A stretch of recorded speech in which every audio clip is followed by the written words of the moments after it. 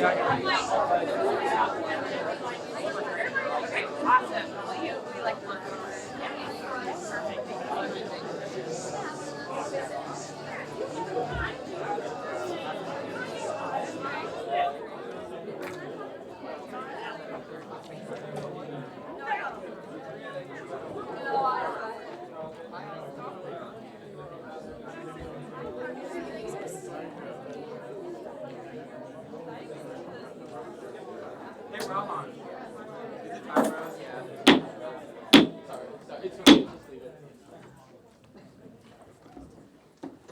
call the 9th meeting of the 100th session of the Student Government Association to order at 5 p.m. Vice President Lockings, please call the roll.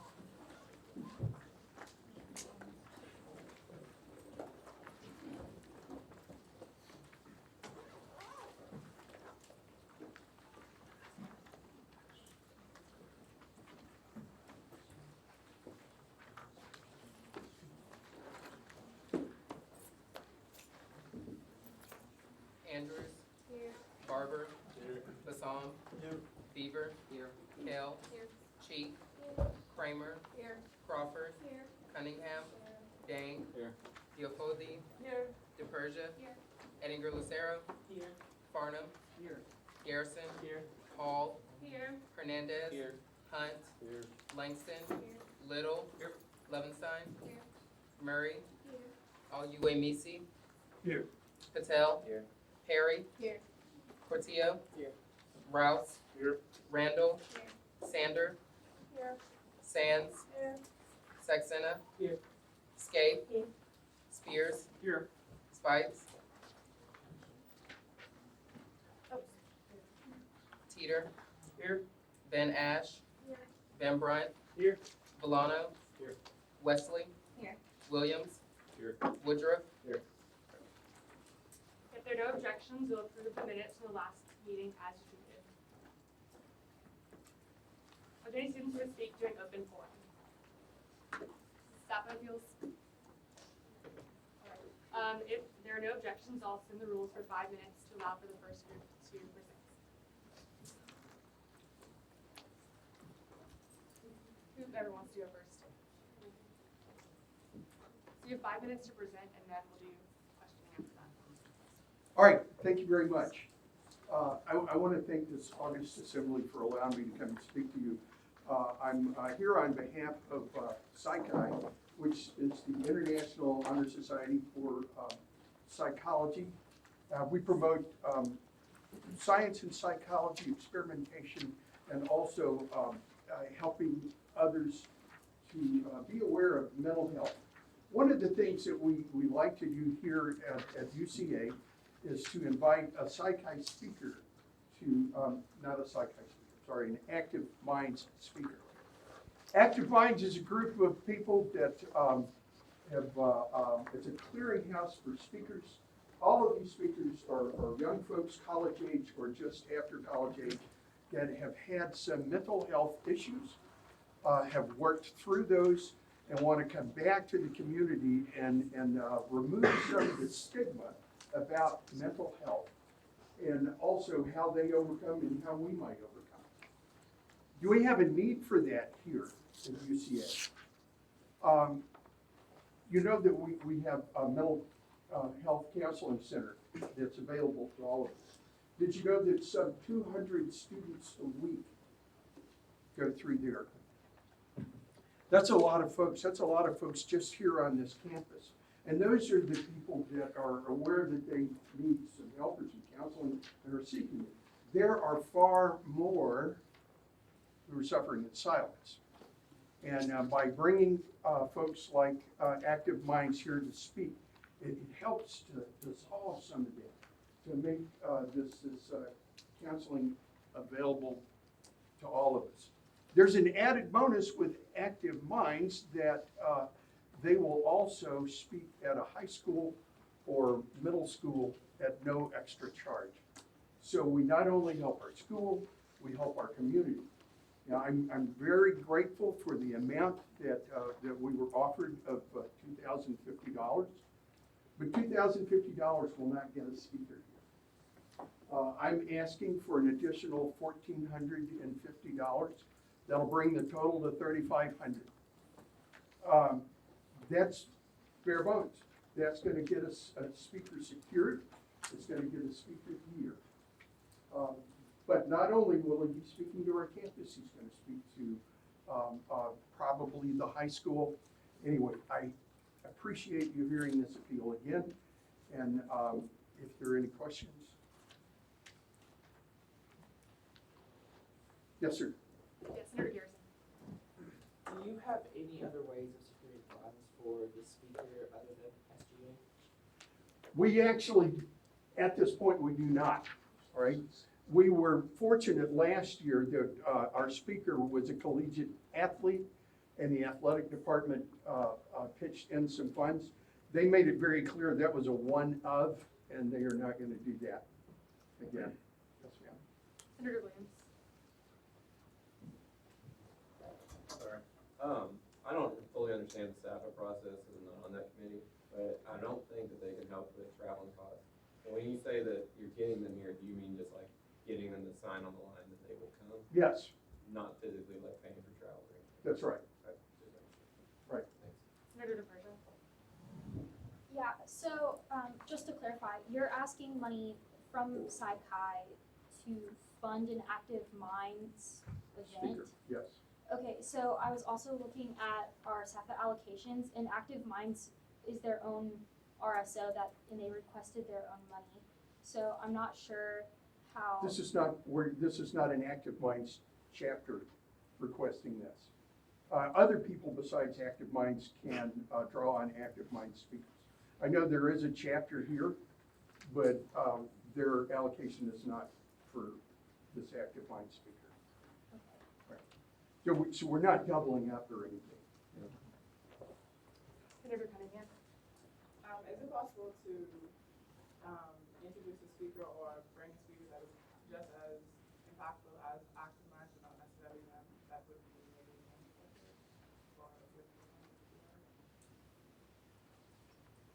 We are fortunate here that we have a lot of good people on campus who, throughout the year, give talks about mental health and mental wellness. And they do a great job. The Active Mind speakers are this clearinghouse goes nationwide. They pick these dynamic, known speakers that have a powerful message. So I'm going to say no. There's nothing like that we could draw us on. Are there any more questions? Okay, presenting. Thank you for your time.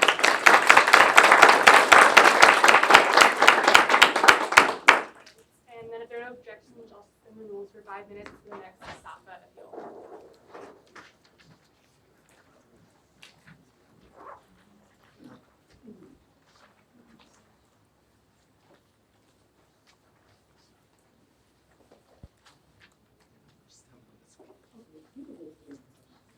Hello, my name is LaShawn Minister Pride, and I am here on behalf of Zeta Phi Beta Sorority Incorporated. And today we came to request money for SAFA. So I know that the deadline for the request and stuff were gone, but we did make the deadline for the request. However, we missed the deadline for the SAFA hearing, and that was because the email was sent to my spam, and also it was during homecoming week, and I am chapter president. And I was on the homecoming committee, so it would have been hard for me to like check my spam email. The spam piece in my folder, especially if it wasn't in my main inbox. So we came here to request money specifically for our regional and state conferences, and for our mandatory final womanhood week. So regional and state conferences are mandatory in order for chapters to be active, in order for us to be present on campus, in order for us to bring in new members, and to be active within the sorority. And next year is also our centennial. So the fees for the conferences are both $100 for every member going. And we have 6 members, so it would be $600 per conference, and we have 2, so it will be $1,200. And this is just the form of the fees, and if you go to the, yeah, you can see the undergraduate fee is $100.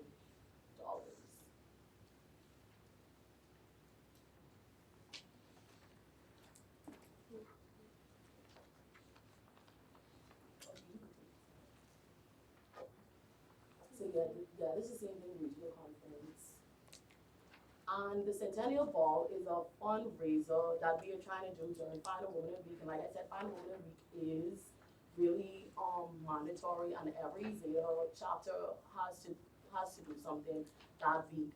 And since we are turning 100 next year, we wanted to have a fundraiser ball and donate the money to the Women's Veterans Rock Zero project. That is our Zero project for both regional and state conference. And this is just the correspondence between all of the McCaslin ballroom and the DJ with the prices and stuff. We do have fundraisers to try and raise money for the events that we have. However, most of our fundraisers are mainly philanthropic. We try to have 8 fundraisers per academic year. For the semester so far, we've had one fundraiser where we raised $400, which was our Z-Pack for homecoming.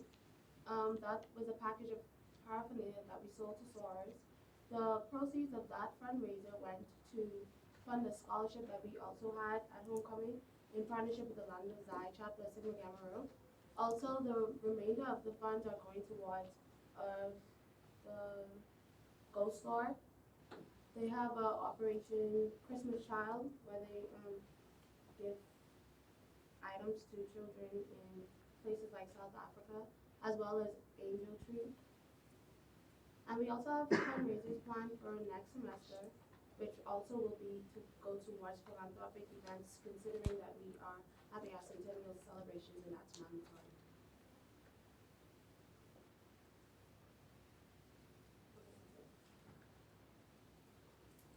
Are there any questions? Senator Van Brett. So you guys said you had sent in your budget request on time? Yeah, we did. And we received the email of the denial on October 28th. And I came after class on that day to like ask why it was denied, because I was like, we didn't do it on time. And I spoke to Miss Jennifer Kale, and she said like it was failure to sign up for a hearing, and I told her like I didn't receive an email. And when I showed like it was in response, she was like they already created the schedules for the hearing, so it was nothing she could do. But our advisor told us to like try and appeal it to see if we can still get funds for this semester. So since, I mean, that's true, since we didn't hear you, I'm on staff, since we didn't hear your presentation, we don't have I'm not seeing a budget in any of the papers I have tonight. We're not able to get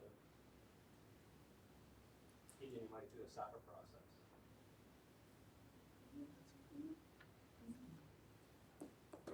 Vice President Watkins, questions?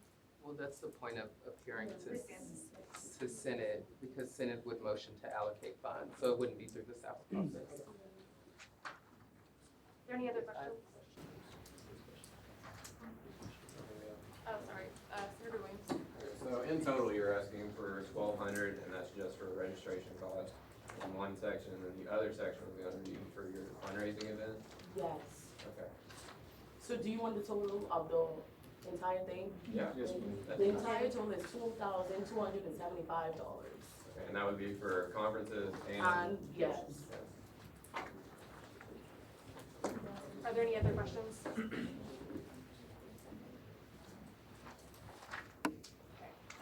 if there are no objections, we'll suspend the rules for 5 more minutes to allow for more questions. Okay.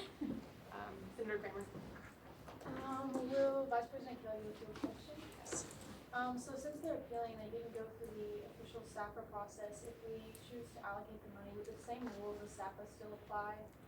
As much as what we are allowed to fund, what we're not allowed to fund? It's kind of up to the body.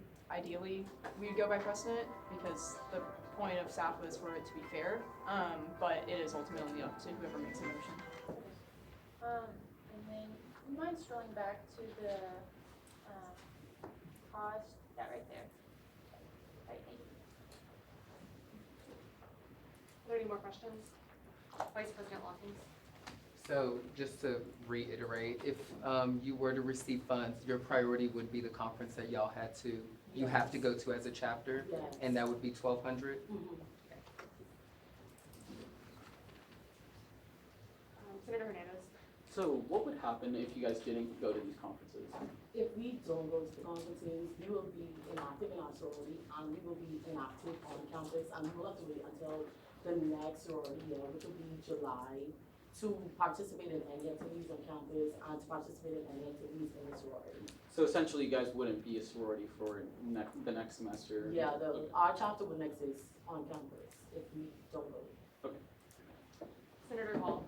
Okay, but your finer week event, that one is mandatory as well though, right? Yes, For it y'all is. Final week is a national sorority observance, and every undergraduate and graduate chapter has to participate in it.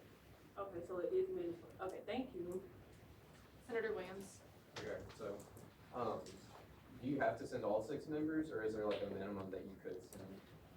We normally have to send about 90% of the chapter, and since we are a small chapter, like one person, and most of the people in our chapter, like they don't live here and they doing like internships, and our regional conference is April 4th, so we're not too sure who all will be able to go to make the 90% as yet. So we're trying to push for all of us to go, so in case we have any variants of who can and who won't be able to go.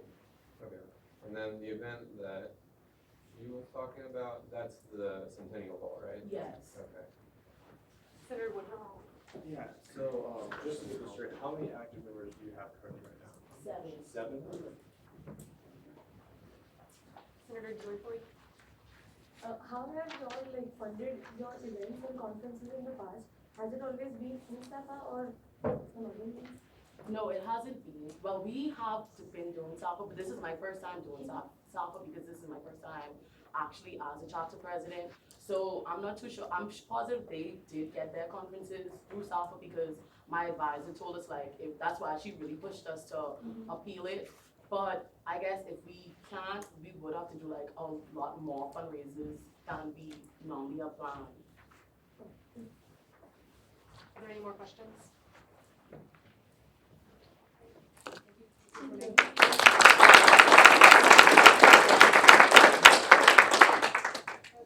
moving to presenters. Our first presenter is Mr. Jim Neighbors. Sorry, never mind. The next staff I feel. Okay, if there are no objections, I'll suspend the rules for 5 minutes while the questions are Alright. Good evening, everyone. My name is LaShae Blackwell, and this is Derek Banks, and we are the president and vice president of Students for the Propagation of Black Culture.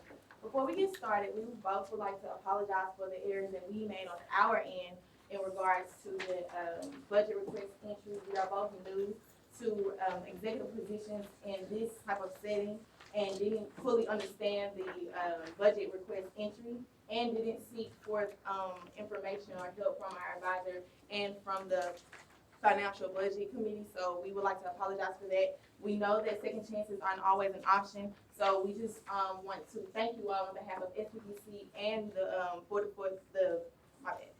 on behalf of SPBC and the Miss Scholarship Pageant for giving us an opportunity to seek funding for the 44th annual Miss Essence Scholarship Pageant. So you all should receive a pageant handout right now. So we're gonna start from the front with the 2020 Miss Essence Scholarship Pageant. So Miss Essence has been around for 44 years. It is free to any and everyone, and it is what we consider a prelim to Miss UCA and a stepping stone for ladies to compete in other Miss Arkansas preliminaries. Our reigning queen, Miss Paris Robinson, she just competed in the Miss UCA's pageant last Friday and is giving thought to competing in another Miss Arkansas preliminary.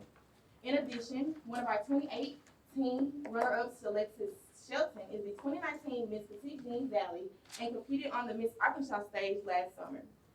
If it wasn't for Miss Essence, I honestly just don't believe that Alexis would have the pageant bug that she has right now, or would have received extra money for her college experience as well, without the pageant experience that Miss Essence has given her.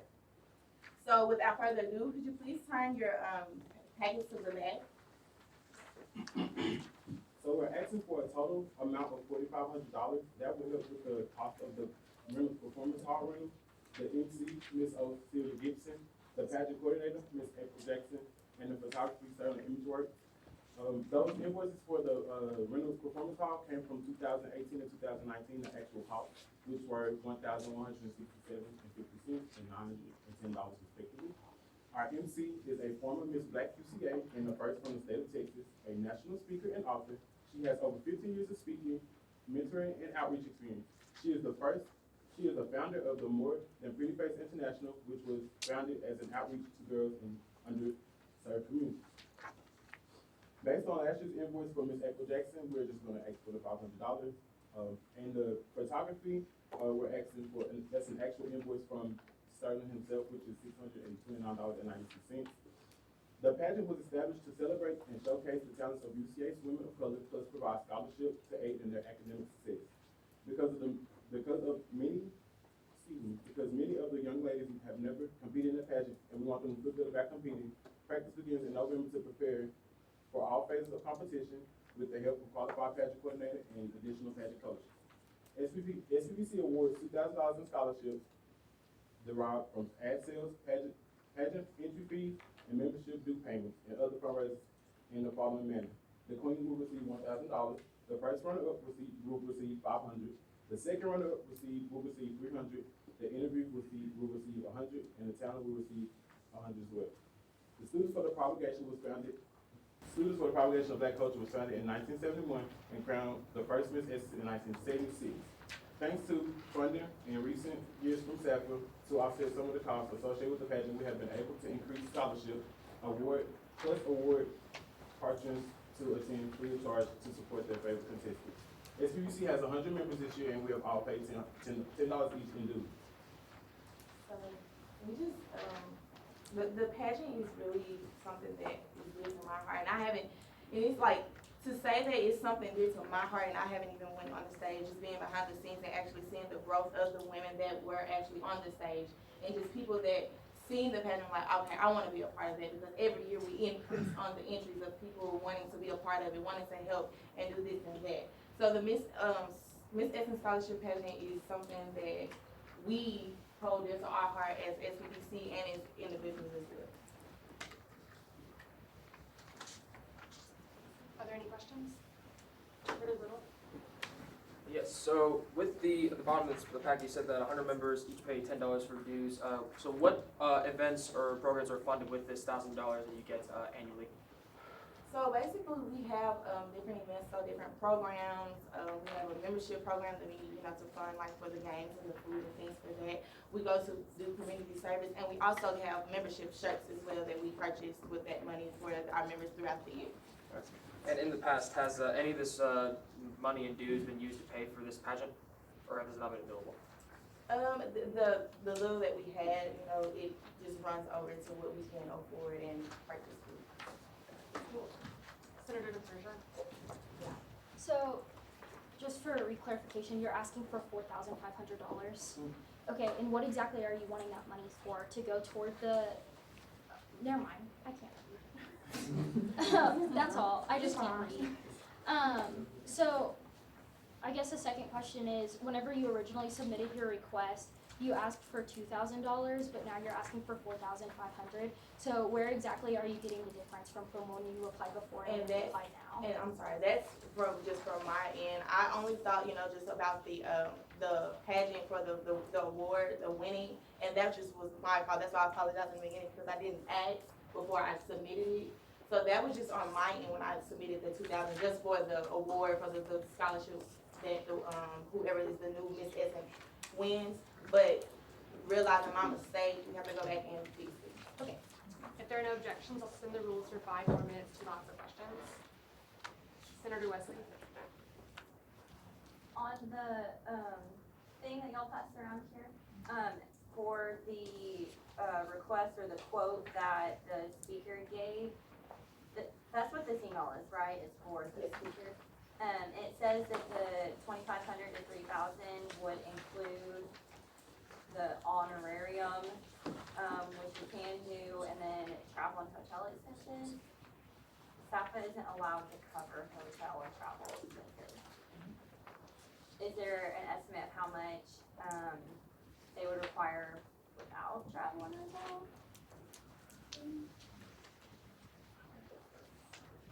I personally think that without, like, that's all just, that's the number that she gave us is all included, like, together. I don't think she would, like, we can ask for a part of it and maybe come up with the second half, but that's all together. It's just, like, she hasn't separated out, like, what actually costs to come in for her to travel. She just gave, you know, just an estimate of everything, including traveling, being here, and Senator Kramer, My question's already been answered. Senator Farnham, Question asked. Vice President Teeter. April Jackson, the pageant coordinator,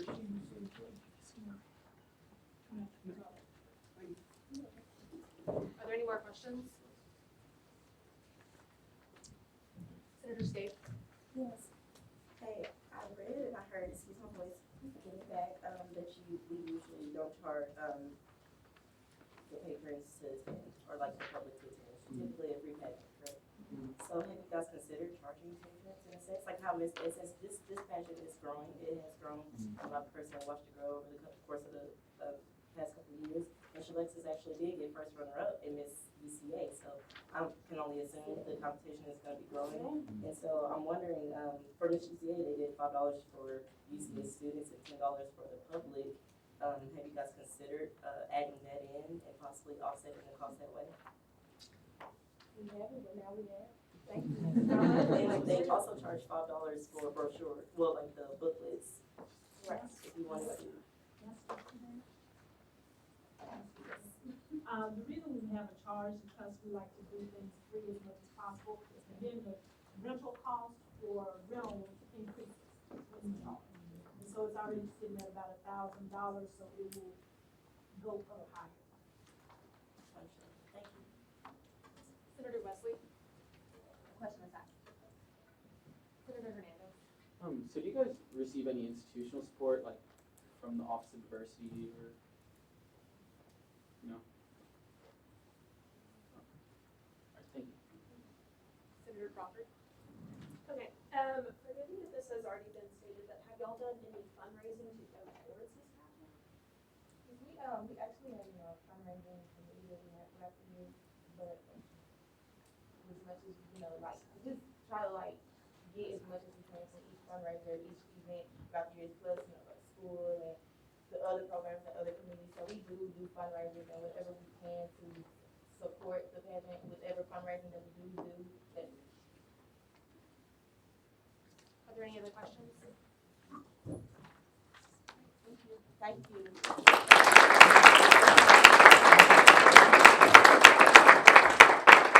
Is there anyone else here to speak during open forum? Moving to presenters, our first presenter today is Mr. Jim Neighbors, the Director of Aramark. If there are no objections, I'll suspend the rules for 10 minutes to allow him to speak. Hey everyone, first off, sorry about my phone. Can't believe I walked out of one SJ meeting into another one and still had it on, so I apologize for that. I just want to talk a little bit about things we talked about last time. I know last week there were some things brought up that had already happened. Pearl and I had a meeting last week, and I know that we also had a meeting with Monica last week, so I know some things are going on, and I just don't know if you all know about it that we've talked about before. So one thing that is really big and has really gotten a lot of attention, not only here but everywhere, is sustainability. I have so far gotten everything in the cafeteria done, cups ordered. So instead of styrofoam now, they will also be with the compostable compound. There's been straws ordered for the student center. All of catering will be going to the same serviceware that we've ordered. So it'll all be compostable, so that is a great start. The only place that I've realized ever since our meetings that we left out was we didn't mention anything about BDA, about Bear Village, Bear Express. And I know that that is a pretty popular place, so I talked to the retail management today about that. They will be ordering the same things we're going to be using, so they can also get on board. So that was one of the things I know Monica and I have had a meeting about. We talked about the availability of artwork, student artwork in the cafeteria, especially in the new pit area that's still name, and that is something that we'll definitely look into. I've introduced her to Jennifer Newton, who's a colleague of mine here at UCASGA. We'll look into that and see what we can do to make that happen. I know cost was some of the issue, are they gonna be compensated? So those are things that we'll have to continue to look into. I know that I've just had a great meeting with your SGA food committee meeting, so thank y'all. We talked about a lot of different things. I don't know if you want me to bring some of it up. I know one of the things is the coffee, the serenade was outside of Starbucks or when we're not open. There's a couple of things we want to look into. We'll probably do a survey of some sort because it is still not until, I'm gonna email them again tomorrow, but at this time, it's still not compatible and won't integrate with Blackboard, which means no dining dollars will be able to be used or bear bucks will be able to be used for that purchase. It would have to be credit card only, so MasterCard or Visa. So that's something that we want to make sure that the whole student body be aware of. And then we just need the cost, how it's gonna be paid, what that's gonna do with the university, and thank goodness Jennifer is there with us, so she is who I report to on campus, and then we also take everything to the university and the SGA about rates and rate increases, and just to see what that would do, because it is something that has to be staffed, just so we can keep it stocked, because it's not something that all drops a cup, puts coffee in, you got to actually have somebody there with it, so we'll see what we can do with that. I think also we talked about just some of the block plans and the confusion and how can we really make all the students in the future understand what they really mean. Because they say, I mean, there's descriptions, but it's not clear to everyone, I don't think even still, about what each plan does. So I'll get Ms. Corey and Casey and Stephanie McGregor's staff, and we'll figure out how we can get that out to all students involved, so everything will be really clear. The really only other thing I have is that finally, I know it's been a long time coming, but the first work was done today on the pit area, so that's still scheduled for the second week in January to finish, but it did start today, so that's the good news. So Rose, if you would like, I'll go ahead and open up for questions. Sure. Senator Hall. Hi, I wanted to ask you during our other meeting, but we didn't have time. I wanted to ask you again about like the seating for the students and workers.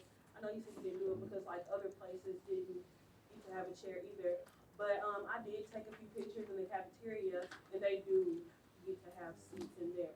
So I was wondering, are y'all gonna get them to the students and the workers now? Probably not. I mean, I don't mean to be just that defiant about it. There's a big difference in what each of the responsibilities do. In the student center, when you're not, in the cafeteria, when you're not there, they are up setting up the stations for the next meal period. They're wiping down tables, so they are doing other things besides sitting there. And they don't have to be out and moving around because there's so much staff there. There's not the student center that needs help with those cashiers and other areas. I just don't see it happening. Again, if you really think it's that huge of a deal with the entire campus, not with the SGA, if you think this is the entire campus, I would maybe look at it. Okay. I just don't think it's something that I have ever done that I want to start. And then, cause I know you said that last time it would keep them from doing like the duties they have to do around there. But then my only question is, what's stopping them from doing that now? Just standing there, like adding a seat wouldn't keep them from doing it. Like, what's keeping them from not doing it now? There's probably nothing to keep them from. Mm-hmm. Yeah, and it's like a lot of students on campus do see, oh, they get chairs in the caf, but the student center workers do not, and it's just like a big, it's a big thing to No, the us. student center workers, let me make this clear. The student center workers do not get chairs. Yes, they do Student not. center cashiers. Yeah, they Student don't. workers don't, just like no workers in the cafeteria do, other than the two cashiers. Yeah, we were trying to, and that's what I was trying to do for like the cashiers. Yeah. Could they have them like the So then you gotta think, cashiers? Einstein's doesn't have them, you gotta think, Twisted Taco doesn't have them, you gotta think Starbucks doesn't have them, and they all have cashiers. Yeah, which, So- I get that, it's just, So what's the why does difference the in them and cafeteria, anybody else? that's a big thing. So Like, you're just wanting to compare the cafeteria to the student center, mhm. and why I can't expand it to the students. Yeah, because like you compare it to like those different cashiers, but we're not comparing it to the cafeteria cashiers. So that's where I was a little confused. Well, I'll have to think about that again. I don't see me changing. I will certainly look into it, and I'll poll my cashiers and see what they say. I just don't see where that line needs to be drawn or line needs to be talked about, to be perfectly honest. Yeah, it's just a transparency thing, like, one cashier gets it, why don't they all get it, was my biggest concern. Because there's just a lot of reasons. Those cashiers sit there from 7 in the morning until 2 p.m. before they get a break. The student center cashiers do not stand there from 7 to 2 p.m., 7 a.m. to 2 p.m. So there's a lot of things to look at. And again, I'll look at it again, but I really clearly don't think that that's something. Okay. I mean, I'm just being transparent and honest with you. Yes, sir, thank you. Yeah, absolutely. Senator Portillo. So, as far as I know, some people brought up to me that at the end of the night, like the cafeteria just throws away like the leftover food. And it's brought, I've heard that's been brought to Aramark's attention that somehow they could possibly donate to local food centers that give it to the homeless or, just donation processes like that. Have you guys considered doing that? And if so, what's stopping you guys from? Well, I work with this group on campus called Food Network Recovery. And if you would get them in touch with me, I'll see what we have. I don't know, because of probably the time ring that has been sitting out, that that's something that we do. Because right now we're doing like bagels and things like that that have a really, they don't have to be refrigerated throughout the shift. And they do in the cafeteria. Most things have to be either kept at a certain heat or a certain cool temperature. But I didn't get him in touch with me. I saw him just the other day. And I know he worked with us all week long last week on the way to waste. And so I will certainly talk to him about it, and we'll see if there's anything he can do. Senator Edding Lucero. So the Bare Essentials Food Pantry on campus, previously in previous years, they've had a partnership with Aramark, and they've given out a meal once a month. It was something that started, I believe, 2 years ago. And I recently heard from several constituents that are volunteers at the Bare Essentials Pantry that program has stopped. And I don't know if it hasn't been clearly communicated to them, but I'm just curious why that program has stopped, since it seemed to have very high response rate. You're exactly right. It stopped because they were told that I wasn't going to do it anymore. When I had my last meeting with the president and the finance administrator and all of them, I said they have not used this. They have not used this once a semester. Jacob called me this other day and gave me this, so it's starting again this month. Perfect, thank you. Senator Sands. So, there's been some rumors around campus that Chick-fil-A has went up on their prices, and so I want to know if that was true, and if it is, was the student body aware of something happening like this because of the rental restrictions on how much money you can spend during lunch and breakfast, etc. So is that true? Chick-fil-A just went up on the prices. I have nothing to do with national brand pricing. They go up. Usually Chick-fil-A doesn't, they wait until January to do it, but they implemented these, I think, November 1st. So it's not a RMR? It's not, we have, we're licensees for all these national brands. So when Starbucks still sends us that, says these are new prices, that's what I do.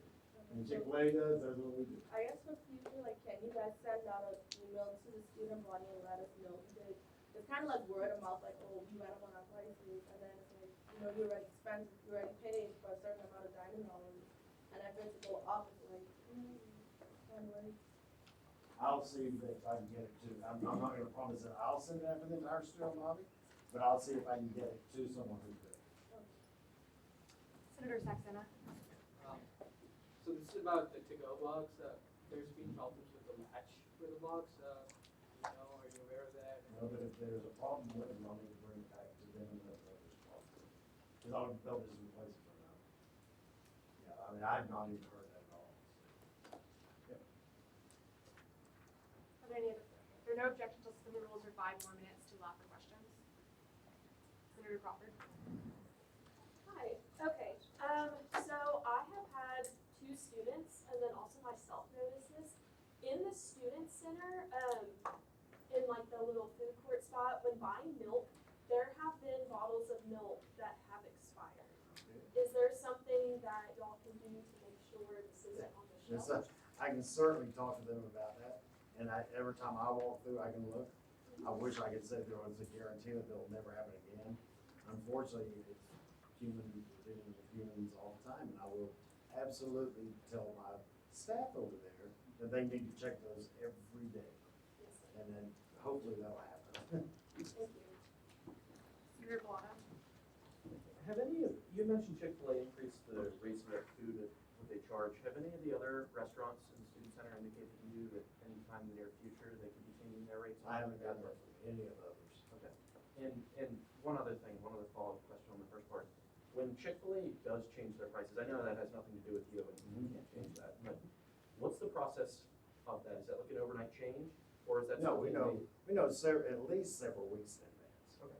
We always know, they will send us out something that says on this date our prices increase, here's the price guide. So, and again, I will try to get those out, I just don't know how I'll go about doing that. I don't know if it'll be something that we'll send out to Denisha Kemp, who does all of the student emails on campus, because we don't have access to all of your emails. Thank you. Senator Cunningham. I have a question about the Chick-fil-A increase. If in future other restaurants on campus increase pricing, or even this increase causes an issue or students have, in terms of like spending, is there a possible way that the limit for each meal that y'all would consider maybe increasing that each time because of the increases? I don't, that's something again that we talked about just a little bit ago in our committee meeting about the limits on pricing. And that's something that's done during once a year when we do all that discussion with SJ and the university. So I don't think it would happen until then. So I don't think it would happen each time the concept goes up. Because you can expect every concept to go up about once a year. Very few of them go more. Senator Woodruff. Is there any further questions? Senator Diaz-Lee. So I would like to thank you on behalf of sustainability and the whole SGA for the effort that you put in into making the campus sustainable, and we are glad and we are looking forward to work with you for the whole semester year. Absolutely. Is there any further questions? Thank you for coming.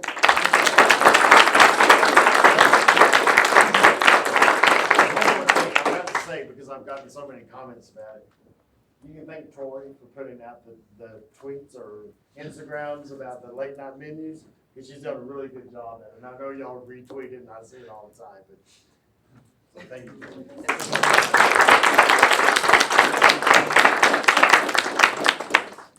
Our next presenter is Hannah Walsh from Camp Fort Eagle. If there are no objections, I'll suspend the rules for 10 minutes to allow her to speak. Hello, how are you all doing today? Good. My name is Hannah Walsh and I work for Camp Fort Eagle. Also, thank you so much for allowing me to come speak tonight. Just really quick, how many of y'all have heard of Camp Fort Eagle before by show of hands? Oh, that's so exciting. If you don't know what Camp Fort Eagle is, we are a sports adventure summer camp located in Rogers, Arkansas. We are right on Beaver Lake on a peninsula surrounded by water. It is absolutely beautiful. Why am I here? Well, we're here all week at UCA in the Student Center searching for future camp counselors. It is a job opportunity.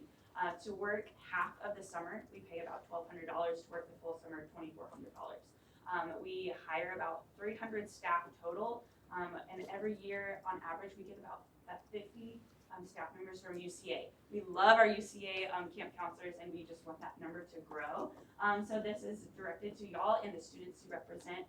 If you love working outside, if you love working with kids, this would be the coolest job opportunity. I was a camp counselor there for all 4 summers of college, and now I work there full time, which is crazy. It looks great on a resume. It shows that you can work with kids, you can work with co-counselors, that you're adaptable. It's really a summer of a lifetime. So again, we have a table set up in the student center right by the food court. We're also interviewing all week long as well. It's a non-committal interview. It won't commit you, worst case scenario, it's 30 minutes of free interview experience if it doesn't work out. But we just want to get to know you all and get to know the students here at UCA, have face-to-face conversation, and let you all know who we are and get to know you all. So do you all have any questions about Camp Fort Eagle? One thing that's really cool that makes us very unique and different than other summer camps is who we serve. We have a focus on the underserved kids in Northwest Arkansas. We are so blessed, and we're funded through the Walton Family Foundation, which is Walmart if you've ever heard of it, which it's really, really cool. So kids, literally all kids in Northwest Arkansas, they get to come. It's like a sliding tuition scale. Whatever their household income is determines what they pay to come to camp. So literally all kids get to come, which is the coolest thing ever, and why I have a huge passion for it. So yeah, that's pretty much my announcement. Thank you for letting me come. And yeah, we're here all week until we'll be in the Student Center every day till about 2 o'clock. So thank you all so much and have a great night.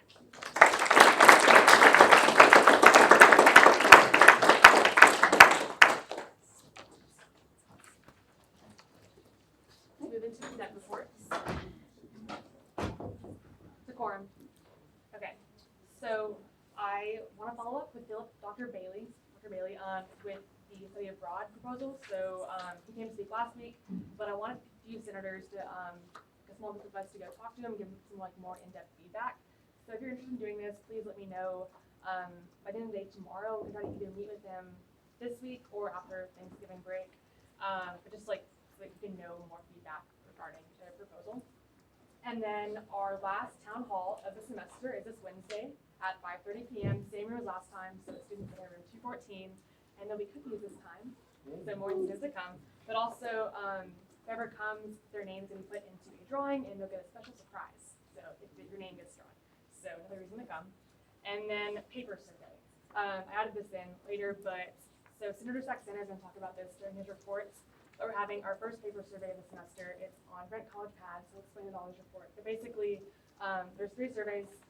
One of them, take yourself. The other 2 are for constituents to take. They'll fill it out, and then he'll tell you deadline and everything. But if you don't turn these 2 in by the deadline he gives, Friday at 3:30 p.m., we will give you 1 merit. Just make sure you get that in. And then also, if you guys have any other ideas or initiatives and want student input, you can do paper surveys. So just let us know if you want to. And then also, my last point is Thanksgiving break. If any of you guys don't have a place to eat Thanksgiving dinner, just let me know. You can come to my house. Let me know by the end of the day on Wednesday. We'd love to have you. So just let me know. Any questions? Senator Cheek. When is this meeting?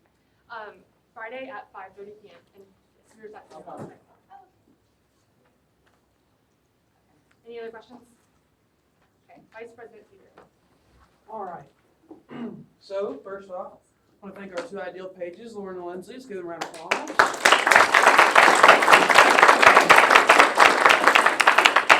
We appreciate all the hard work they're doing for us today. Vice President Watkins, please forgive me. I have add another point on here. Holiday reception. I'm going to pass this around again. I wasn't very clear on what I wanted last Senate meeting. So please put your name on here if you're bringing a +1. If you're coming by yourself, you don't have to put your name on here, but if you're bringing a +1, put your name on here, right? Pass this around again. Also want to say, great job. Everyone is here. So let's give a round of applause for yourself. Thank you for not making me give up the merits. I appreciate it.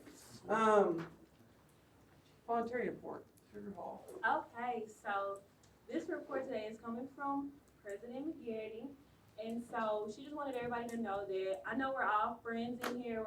We got really friendly at retreat, and we've all been hanging out and stuff, but we still have to address each other by our position and the last name, no matter how good of friends we are. That's just all. Thank you. Next, the Sergeant at Arms report. Alrighty. Good evening, guys, and good evening, senators, guys and gals. So, the first thing on the docket tonight is note passing. So, note passing is a wonderful tool to get, critical information around Senate, but make sure not to be posting, what your fantasy picks are under a note or what you're going to eat at King's after this. Those are good things, but make sure that note passing is just strategic information that's necessary from point A to point B. And our last thing to kind of do is to address, kind of to piggyback what Senator Hall had said, is how to address our executive board. Our executive board, I would put them toe-to-toe with the presidential exec of our nation. They are fearless, they are hardworking, and they deserve to be called by their proper names. There you go. So, to start off, we have our absolutely fearless leader, Executive President McGarity. Executive President McGarity. We have our noble Executive Vice President, Teeter. We have our meticulously organized Vice President of Operations, Lockings. And we have our microfine, detail-oriented Vice President of Finance, Kale. I love the applause. Love the hype. So, but be sure when referring to Senate, when you're in meetings, when you're in any kind of formal situation, to refer to our executive board members by their formal title. You know, it's an easy thing to slip up. I've done it. If you've seen or listened to me more than 5 seconds, we all have those mistakes. But really, be sure we're giving them the titles that they earn for sure. So that'll be all from my report. Great, thank you. I yield my time. Are there any questions? All right, Vice President Lockins. So we changed. I know I switched up on y'all. Usually it's do not worry, it's Friday. I may have changed it after, but so we usually do the Friday, the last Friday of the month. But since the last Friday of this month is technically we're going to be at Thanksgiving, PR committee thought it would be fun to do the coffee and donuts on that Monday after we come back from Thanksgiving. So give people a bright and happy day. So once again, if you're free that Monday, the exact day will be in the minutes. Come up, talk to your constituents, hand out a donut. You'd be surprised at how happy they are coming to print, stressed about their class, and you give them a donut. So come there if you can. Okay, and also for Senator of the Month. So once again, PR committee is going to be voting on that this Friday because we won't be able to vote on it next Friday because that'll be Thanksgiving. So we would like to present Senator of the Month for November next Monday, November 25th. So if you have to recognize one of your fellow senators, please do it before Friday at 2 p.m. Once again, everyone's doing great work, so there should be a ton of nominations coming in. And then PR committee. So today we've begun compiling our final schedule just so we can look at donuts for finals and to see who can do what. But also, y'all are also welcome to come help us if you'd like. I'll try to send out the schedule for that as soon as possible if you want to come and hand out donuts to people. We've discussed the history campaign, and we thought it'd be really exciting if it was sort of a countdown next semester to the Centennial Banquet. And so what we're going to do is compile all of the history stuff. And then next semester, when we're getting close to the banquet, it's going to be like a countdown to the banquet, and we'll have like special facts and stuff. So that'll be fun, really exciting. We're continuing to work on the newsletter. It's coming together very nicely. So y'all will be seeing that very soon. And then we are also doing a new student orientation. So it's Wednesday, January 8th, which is the day right before we start classes next semester. So it's kind of like a Fairfax Day. So if you're on campus and want to come help us out, you can. You don't have to, just let you know. And now we can go on to our favorite part of Jamal's report, popsicle stories. Woo! Woo! Okay, if you have a little sticky note, stand up. We'll start with Senator Williams. Okay, so my question was, if you could live in a movie, book, or show, what would it be and why? So I'm definitely going with Rick and Morty. Rick is the OG, and I would happily join him in all of his adventures. I guess what is one of your favorite things about being at UCA? The first one will be that I got to meet people from all around the world, and I met such incredible people, and I am like really good friends with them. That will be the first thing, and secondly will be the campus because it's so beautiful. I come from a city where it's like a concrete jungle, so there's not much of green, so it's really refreshing to see the campus with all the green there. My question was, do you have a bad haircut story? So explain. Freshman year, if I remember how long my hair was at the beginning of this year, it was even longer freshman year. And so I decided to go get it a little shortened, but I went to Great Clips. And I told her, can you just like shorten it, maybe like shoulder length? And she said, all right. It was done in about 10 minutes. I left with my hair wet. It looked fine when I left. I got back and she had just cut it straight across. Like a bob, just like it was like old Farquaad. So I went a day later to another barber and just got it all the way cut off. And so yeah, Don't go to Great Clips. Thank you for that. I actually knew him freshman year, so I knew it'd be funny, so I made him do that. Okay, and then my last thank you. If you went to yoga, could you please stand? Thank you to everyone who went to yoga. We all had a lot of fun. As you can see, hold on, I have a picture.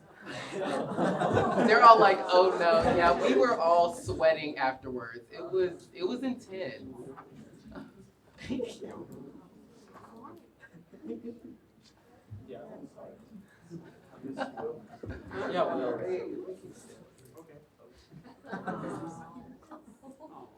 And this lady in the middle, she was our instructor, and she was so happy to have SGA there. She was like, all of my future politicians and leaders, you guys have to get centered and do yoga. So I'm sure she's expecting us this Thursday, but we'll see how that goes. But once again, thank you for everyone who came. It was a lot of fun. PR committee decided that we're not going to do another event just because we already have a lot going on with donuts and all that. So next semester, we're going to think of another fun event to do. And I know one of the things coming up is like Quartermania at the bowling alley or like a hip hop class. So keep your options open. And if you have any requests, like tell me and we'll do it because we want everybody to enjoy something.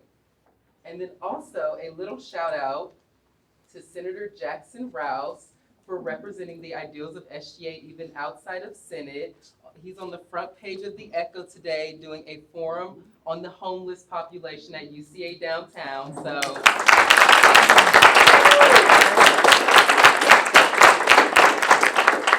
great job. I just thought you should recognize him because, you know, our values should go outside of chambers as well. So just remember that. And that's all I have. Are there any questions? Vice President Hill. Right. So, SAFA appeals are almost over, bless. So with that, again, we consider everything a new business, and after talking with exec and advisors, we think that if someone wants to bring a motion to deny an appeal, it's just a motion to maintain the allocation. And we shouldn't let anything like just dissolve that is a SAFA appeal, because I mean, these RSOs are like taking their time to come in and present, and they're trying to like do what's best for their organization, and we need to give them consideration for that. And it's not fair for them to just let us like not speak on anything. And with that, if you're a part of an RSO that is appealing, you have to force abstain your vote. So yeah. Then my next point, SAFA breakdown sheet. In your little mountain of papers somewhere, there is a little, I typed out a little SAFA breakdown, and it kind of goes through the process. And I was going to make it really short and sweet, but SAFA is a very finite thing. It's a very delicate process. So I tried to make it as like concise as I can, but it doesn't cover everything. But it is just a basic like what goes on behind the scenes, like how SAFA is ran and how much like diligence and time it takes up for not only myself, but also for the committee. Just to appreciate the work that goes into SAFA and how we come up with allocations and all that. So just something for y'all to refer back to, because I mean this is all going to happen again next semester. So get ready.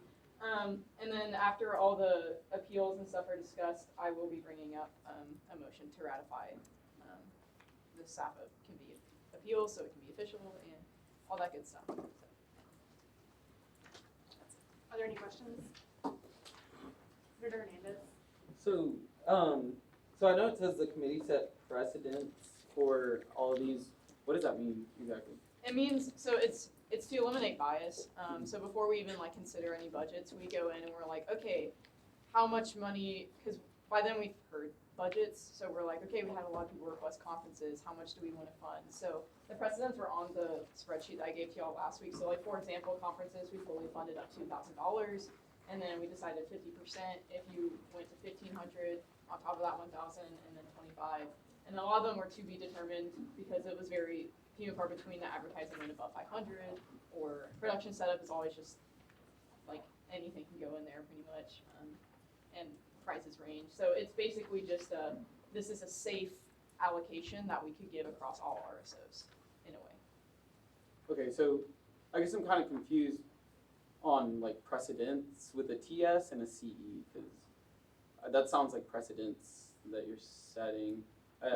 Yeah, it might be a typo. Well, no, I was just wondering because precedent means like prior years, whereas this means in rank order.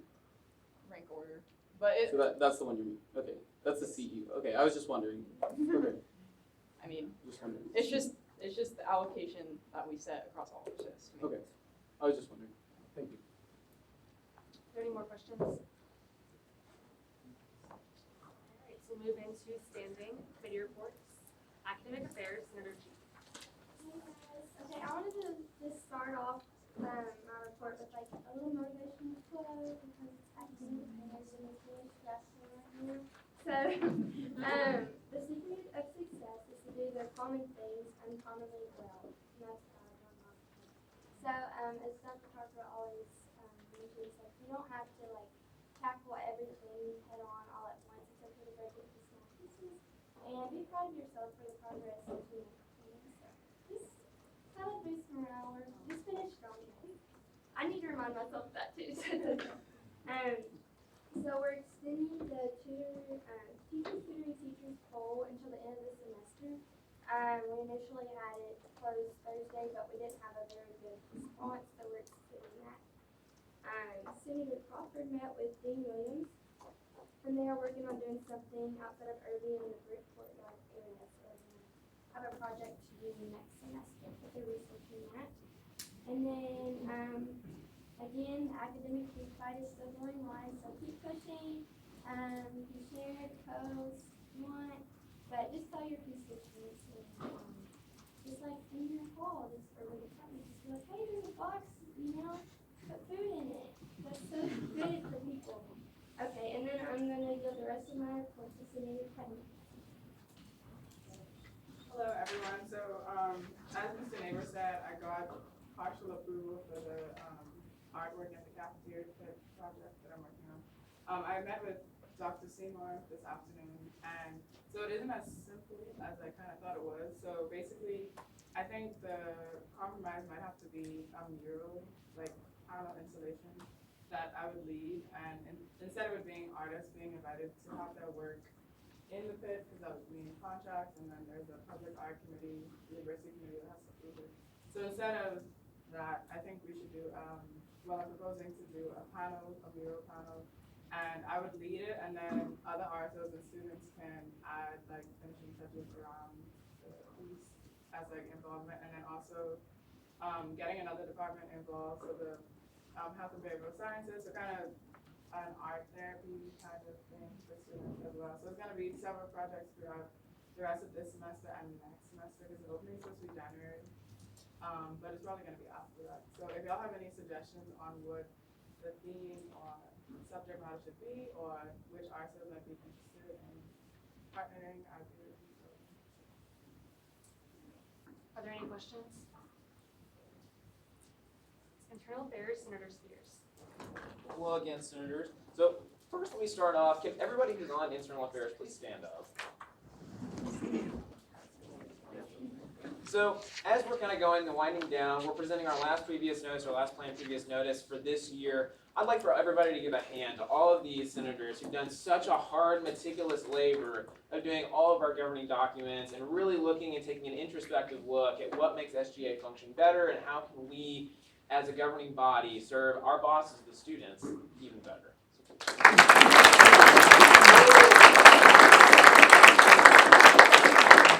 I may be the person that gives the report every week, but you guys are the people who make things happen at the end of the day. Everybody brings their 100%, and I could not be prouder of the excellence that you guys bring to the table, and it's been an honor to serve you thus far, and I'm so stinking excited and stoked to be able to do it another semester. So, you guys can say you guys don't have to stand the entire time, but, so, this kind of leads us to a lot of what you kind of the discussion has been for the past week, which is SB 008, which is the Legacy Act, otherwise known as the Constitutional Revision. That is very long, that you will then see is in another format to help be even more clear to anybody who may have wanted it in the traditional crossed out and underlined format. So what this is this is the same bill that was presented last week, but in the format that you guys all know and love, maybe a little longer, but we've tried to make it as easy to follow as possible. Now what you'll see is, please, before you read this, I know I'll give you all the instructions, but if you guys are anything like me, it'll be 9 p.m. tomorrow night. You're going to forget everything I just said, which is totally fine, because sometimes I do as well. And then you're going to be like, what in the world did Senator Spears say? And so, in the language section, be sure to read this before you're done, because there have been a little bitty tweaks just to increase the clarity for you guys to read this going forward. So, I'll go over that a little bit right now. So, the language section, like most previous notices, there will be a crossed out portion for stuff that is no longer in that place, and an underlined portion for the things that are added in that place.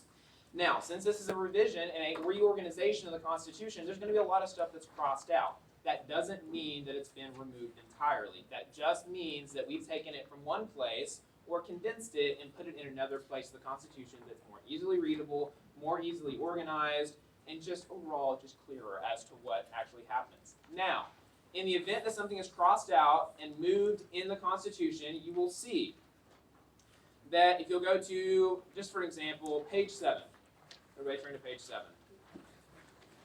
You will see at the very top, H. Letter H has been fully crossed out. So you would think that, wow, letter H has been removed. It has not. So what letter H has been done is you will see an asterisk and a little statement demarcated by parentheses. And what that tells you is where letter H is in the new Constitution. So the form that we gave you last week, it's been a year. It feels like it's been a year over the week. But the form that we gave you last week will tell you exactly where it is on that document. So that everybody, if you feel you really want to trace back where everything has gone to, you absolutely can. We encourage it. So this is the other form that really helps if you really are used to that sort of crossed out underlined territory. We wanted to make sure and cater to everybody so that everybody is as comfortable, as informed, and as excited and confident about this document, considering it is the governing document of this body, as humanly possible. So that also leads us to the bill that was kind of mentioned prior a little bit that will be presented tonight in previous notice. You'll also find this in the stack with the papers. This is SB 009, otherwise known as the SGA Election Information Procedure Movement Act. What this does is in the old Constitution, the Constitution that you will find in your senator packets, Article 4, which is the election section, it goes over all the election pertinent information or procedures, will be moved from Article 4 in the Constitution to Bylaw E in the bylaws. Now what this does, and let me give you a little background as to what the bylaws and the Constitution are really for. The Constitution is the foundation. Think of it as a house. You want the foundation to be ever present, but not changed a whole lot.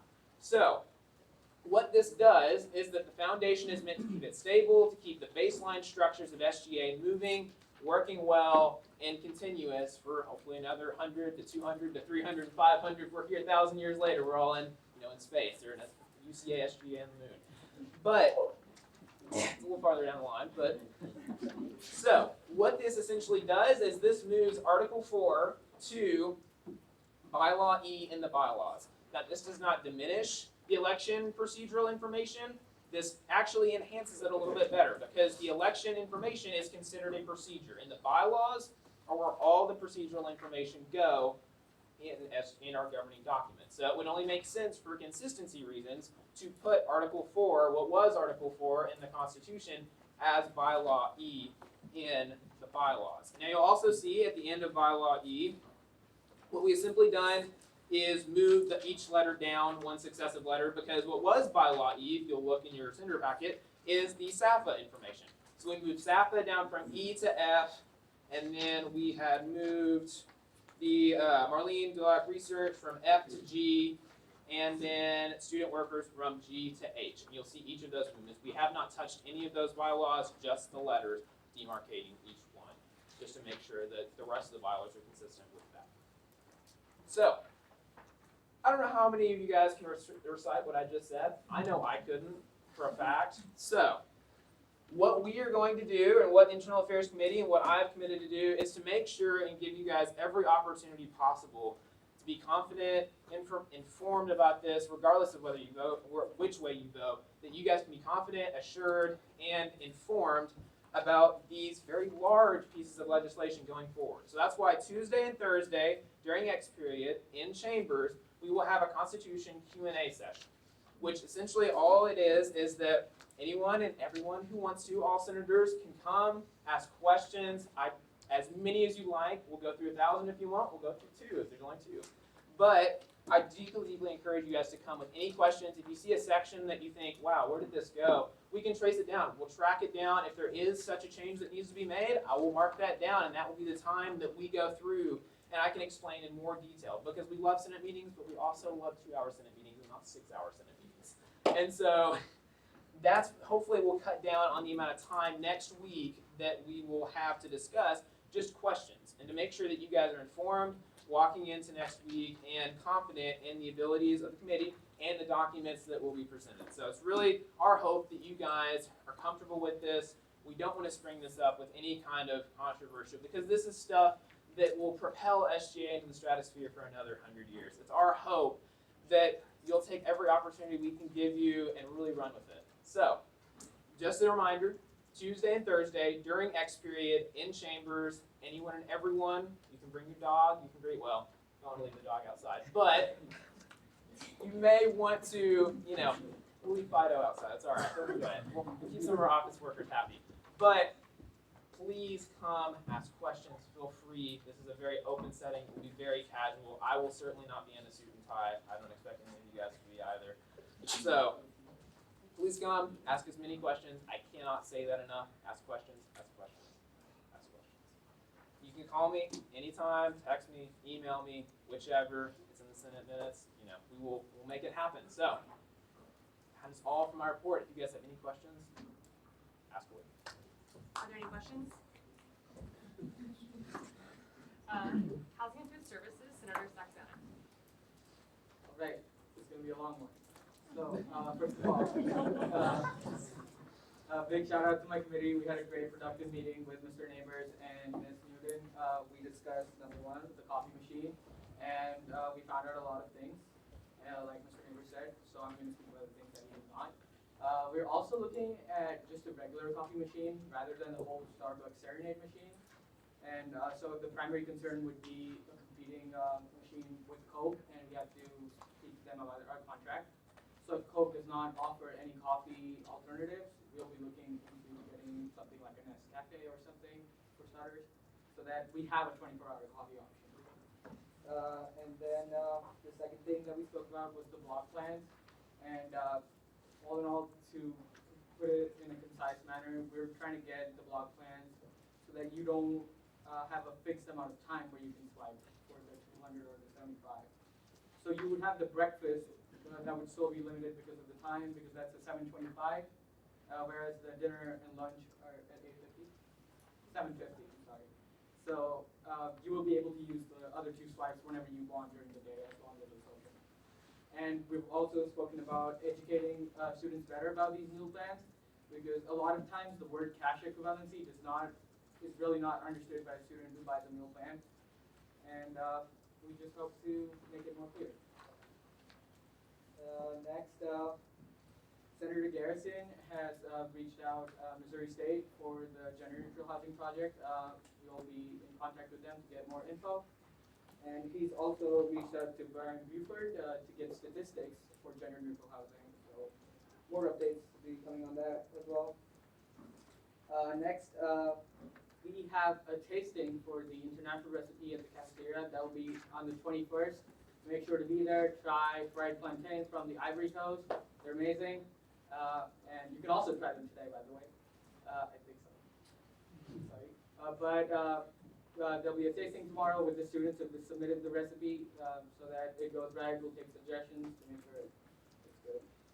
And so the next thing will be the Rent College Pads contract. And as you see, this is the survey that's been given to all of you. And like President McGarry said, 3 copies. 1 is for yourself, and 2 is for your constituents that you give out. And make sure to have this in my mailbox by Friday at 5:30 p.m. And if you don't turn it in by that day, you will get a demerit for each survey. And I'm going to come down here to present what Rent College Pads is.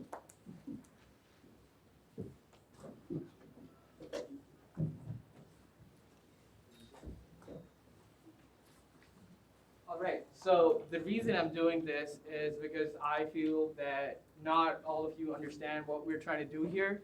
So Rent College Pads is a website which is specifically for college students, and in this case would be for UCA, so that we have a place to find off-campus housing, subleases, and roommate matching. All right, so the common problems that we face when we're looking for off-campus housing is that it's so fragmented. I personally tried to find a place, and I had to join these Facebook groups and look at all these websites, or there's not a clear way, one place where I could find everything in Conway. And a lot of students do not know a lot about signing leases. There's not a lot of education about this. And there's definitely a lot of difficulty finding the right roommates. So these are some of the main issues. So what the website does, it provides all these options in one place so that it's easier and concise and students can work with it.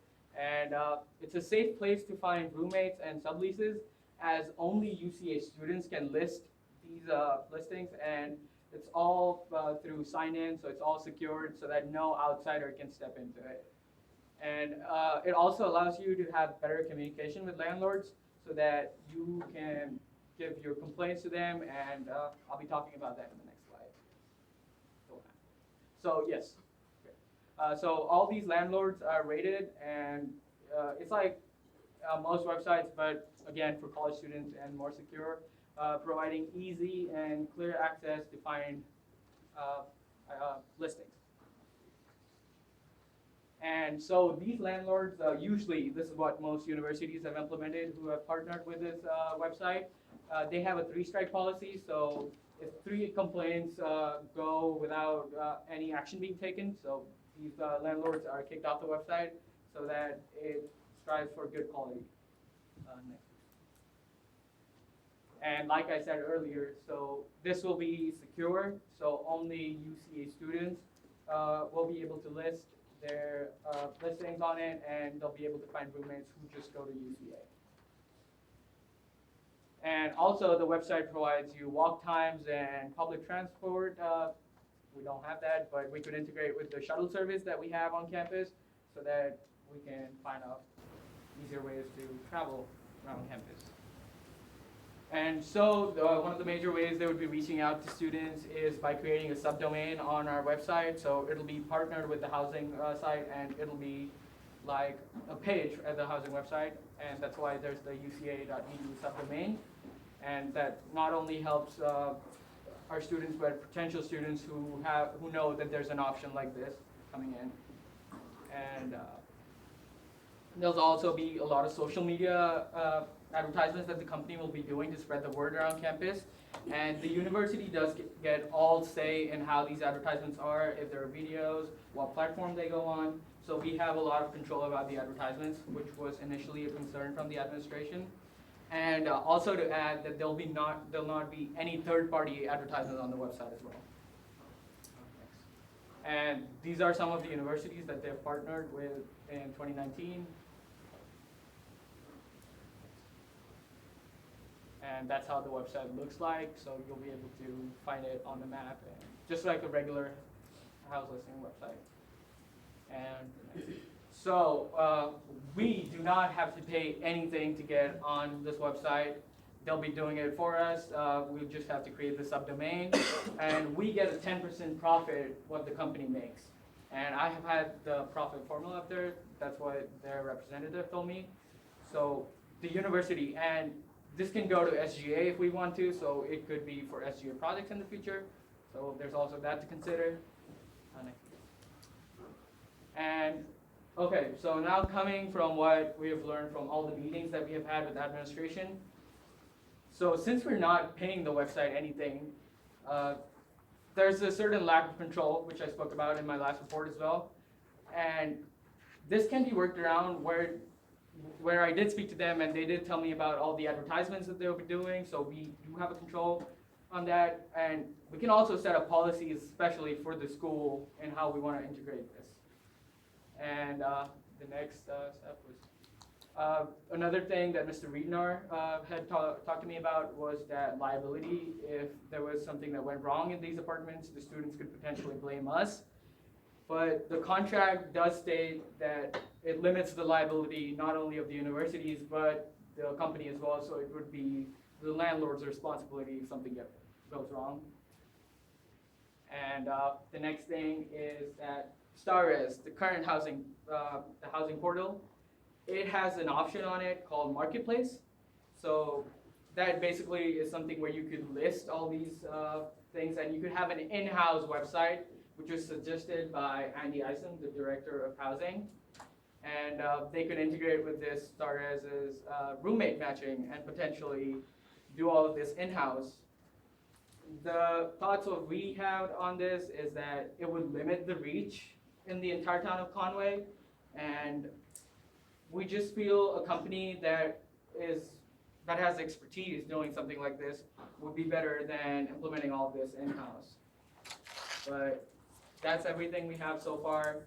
So please give out the surveys to your constituents, and I would encourage it to give out to students who you know might be looking to live off campus or are living off campus rather than the students who know will be just staying on campus. But it'll be great to get their views as well. But that's all from me.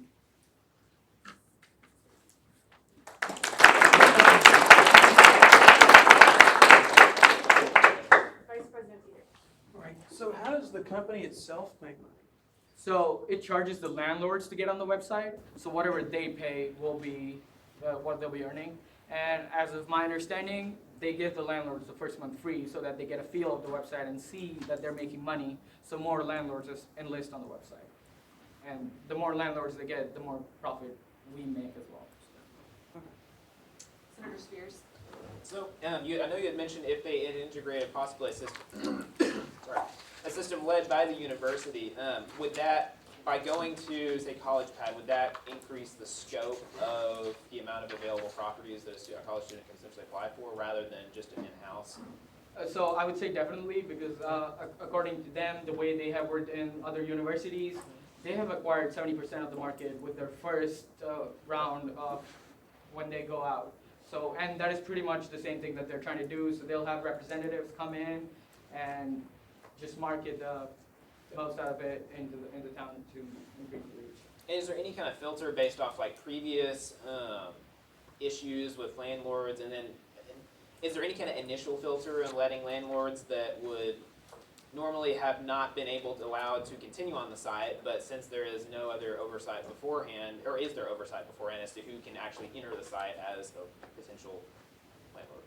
So I'm not really sure about that, but I can get back to you on that. That's something we're not going to definitely. Senator Angulo-Zero. I just have 2 points or 2 questions for clarification. So one, this is the same survey that President McCary talked about in her report? Yes. Okay. And then is it 1 demerit for not completing the surveys, or is it 1 demerit per survey? Because there was also a discrepancy. It's half a demerit per survey. We actually, yeah, it'll be 1 demerit. We have not to do half demerits. Sorry, I think you were in a meeting during this. Vice President Teeter and I will repeat it in the demerits. So just 1 demerit for if you don't put both in. If you don't turn in the survey, because you'll be doing the survey, that's your own survey, turn that in today before you leave. But the other 2 surveys, if you don't turn both of them in, you get 1 demerit. Thank you. Senator Van Brunt.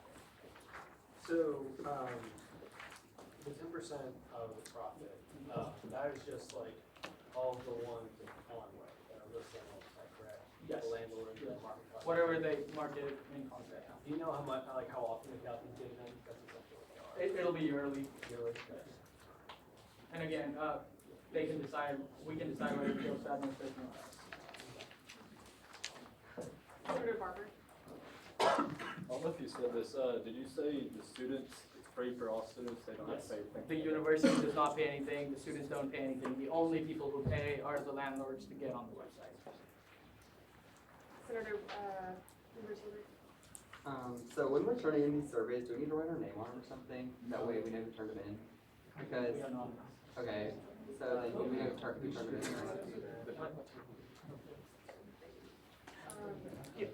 Yeah, Vice President Taylor.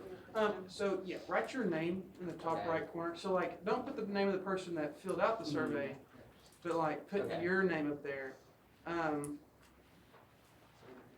So, Okay, thank you. that way we can see Okay, Yes. Senator Cheek. Sorry, I just got one, so what do we get that like more surveys? Oh, I have a bunch of copies, Okay, so. I'll just find it. Senator Randall. For safety concerns, does the company do background checks on the landlords? Because we're putting our students in a possible risk if they're going renting a place from someone that could be possibly dangerous. I know they have some mechanism, but I can get exact details on that. Senator Joy Boyd. The first question is that the staff is they think that they're going to do this.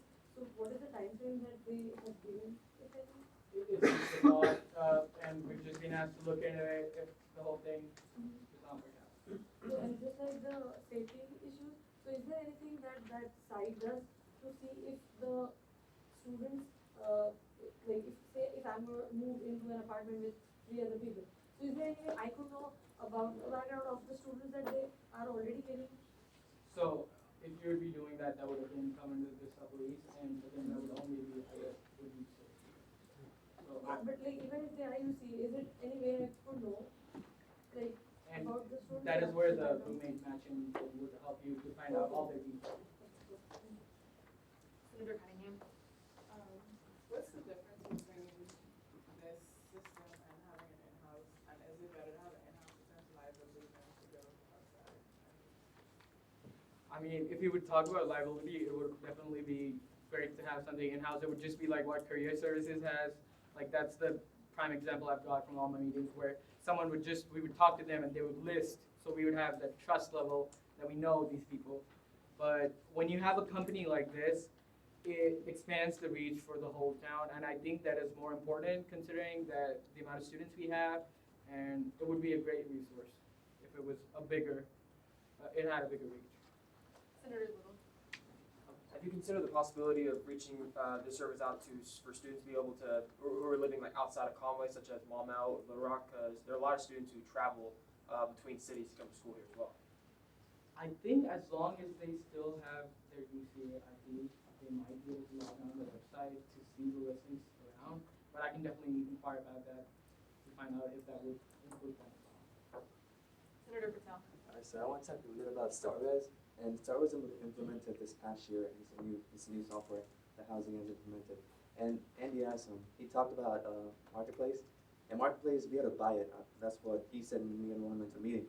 We had to buy that Marketplace, and it's not as similar as this has. You know, it's pretty good. It shows the location on. I don't think Marketplace is able to do that. And we can add features on there, but we have to buy it. And this one, they're giving us money for that. So that's also into consideration. And for, I think Mac was to go into account, they probably have to look into, you know, they also mentioned we can list things on there, but I don't think they can show maps and all the other things that this website does for us. So that's one of the drawbacks that, you know, Marketplace has. Senator Spears. So am I correct in saying that, like, essentially what you'd have to do is basically what a person's account on Campus Pads would be linked kind of up to your MyUCA account, similar to how Campus Labs does it with MyUCA to make sure everything is continuous in one giant screen? Yes. Okay. Are there any more questions? Moving to diversity, Senator Paul. Okay, hello. So, first thing is, on Tuesday, we have a family event in the Student Center, which will be celebrating Native American History Month, Lung Cancer Awareness Month, and Pancreatic Cancer Awareness Month. And me and my committee have worked really hard on we went about ribbons and made ribbons for each of those events, like that symbolizes them. So if y'all are busy, could y'all please come on and take a ribbon? And we also are gonna have flyers there that you can take and just become more aware on each of those things. And during that, half of us will be there, and the other half of us will be with Miss Stephanie McBrayer. And we'll be talking about, like I said last week, the things that Brian Buford discussed with us. She wanted to break it up in pieces, so this meeting we'll only be talking about gender neutral bathrooms and making those more visible. And we'll be talking about making residence halls and RAs more ally friendly. and I yield the rest of my report to Senator Hunt. Okay, good afternoon, everybody. So for diversity, the remainder of the semester, we're just working on, everything for next semester, everything that's coming up, future events, big events like Diversity Food Night, Dear World, Unity for Diversity, partnership with the housing to work with like halls to make everything more ally friendly, cultural dance classes, and our monthly inclusion project that Senator Hall just talked about. And also, Senator Hall is going to put out a box in the lobby or in the main area. It's for hygiene and coat drive for Lucy's Place. And if you could all help out, just give something if you can. And yeah. Are there any questions? Student fee advisory committee, Senator Patel. All right, we met yesterday at 6 p.m. Discussed the utilization and allocated amounts of each of the fees that we looked at, and we'll have the report ready by next week on 25th, so be ready for that. Yep. Are there any questions? Fair Advocacy Group, Senator Sanders. Okay, so red flag campaign is happening now. We have a speaker tomorrow during X period. It's going to be in room 2.5 today. And then we have like our main event where you like actually sign the flags, like your personal testimonies, on Thursday during X period in the Stinson lawn. And then Deputy Chief Staff Bill Gossage is coming to like comes to a Q&A thing on Wednesday at 4, so right before the presidential town hall. So please come with questions. I'll get cookies. Please come. He's very excited. What room is that in? That's in here. Okay. Any questions? Vice President Peter. Is the event with Mr. Gossage, is that a public event or is that for SGA? It's just for it's open to all of us. Are there any more questions? Move into our ad hoc committee report, student resources. Senator Burgess. Hello. So next semester we would like to have some sort of like awareness event where we make a lot of people on campus aware of SGA and what we do. We'd like to have a table where we talk to them about our suggestion forms, about how they can come to open forum, and just kind of show them, I guess, everything that we've done with the semester. Maybe put the newsletter that Jamal is, or Vice President Lockings is crafting out on the table. So we have that in the works, and we're going to be working with Centennial Committee on that because it fits really well with everything they're doing. And the Centennial Banquet is in February, so maybe we can do this at the end of January, and it'll all tie in super nicely. So we have a few people working on that. Senator Murray has been working on a resolution that you guys should see here before the end of the semester, and Senator Spites is also working on one of those. Senator Portillo is contacting the post office about setting up an electronic system for notifications. Senator Scape is meeting with the Veteran Students of America this week to talk about SAFA, and Senator Spites and I are working to discuss the telecommunication counseling tomorrow, and Senator Cheek and I are working on Thursday to draft stuff for prep courses and the surveys that will be going out there. Questions? Are there any questions? Sustainability, Senator Hernandez. I will be yielding my report to Senator Williams. Okay, so we got a couple things. We met last week during the yoga session with National Residence Hall Honorarium. It's like 30 minutes after, right? Whatever. Anyways, basically, they're also on board. They're going to be a great avenue for us to push out info, as well as stay like anything that we're able to update as CCC comes online. We'll be able to get that info to them, and they'll help coordinate. They also want to do a thing called Power Wars. So we are going to talk with the people on campus who read all the meters.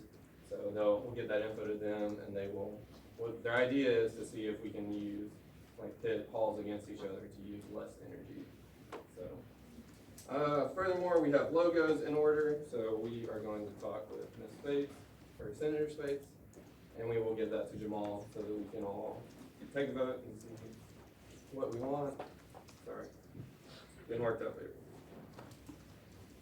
Then we met with Adam Hensley and we got a lot done. We're looking into trash dense areas, so he will be helping us figure out where like bags of trash every day come through. And I'm talking about like loose trash, so they have people go around with carts and physically pick it up. Part of the Green Hall program, we want to put that job on students, different organizations, and have them pitch in. We also are looking into seeing if CCC would like a space, and we found a possible location, but we still need to meet with the president of CCC.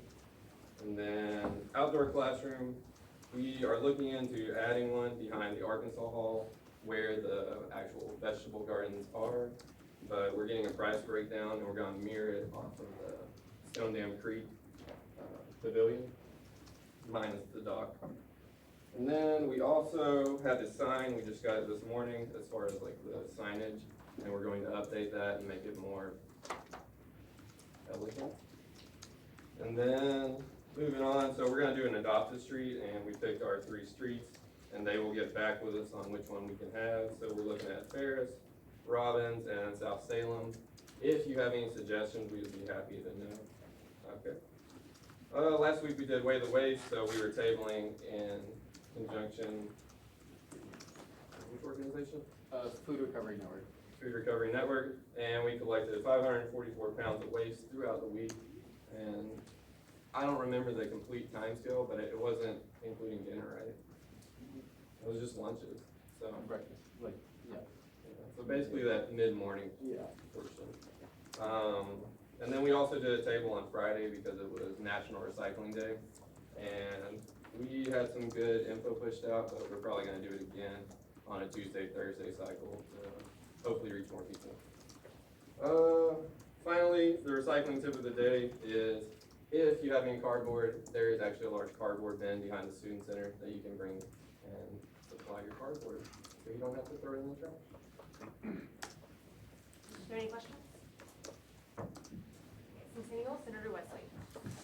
Hello, so not a ton of new updates. We're excited to partner with the student resources on that. And then also, we're still trying to get through to Miss Alicia Crow. Let's see, did I talk to you about that after work, oh my god. SGA, Senate, whatever this is called, sorry. There's just a lot of miscommunication still, I think. That is gonna work out and it's gonna be fine. Not really worried about it. And then also, so that list that Buffalo Alumni Hall gave us, I said this during cabinet, I don't think I said it here though. There were over 600 names on it. So that's really exciting as far as getting invitations sent out to alumni about the centennial. Even if, you know, some are faulty, some are either incorrect or just not alumni yet, such as Vice President Hale is on there. So we're gonna try not to send one to her.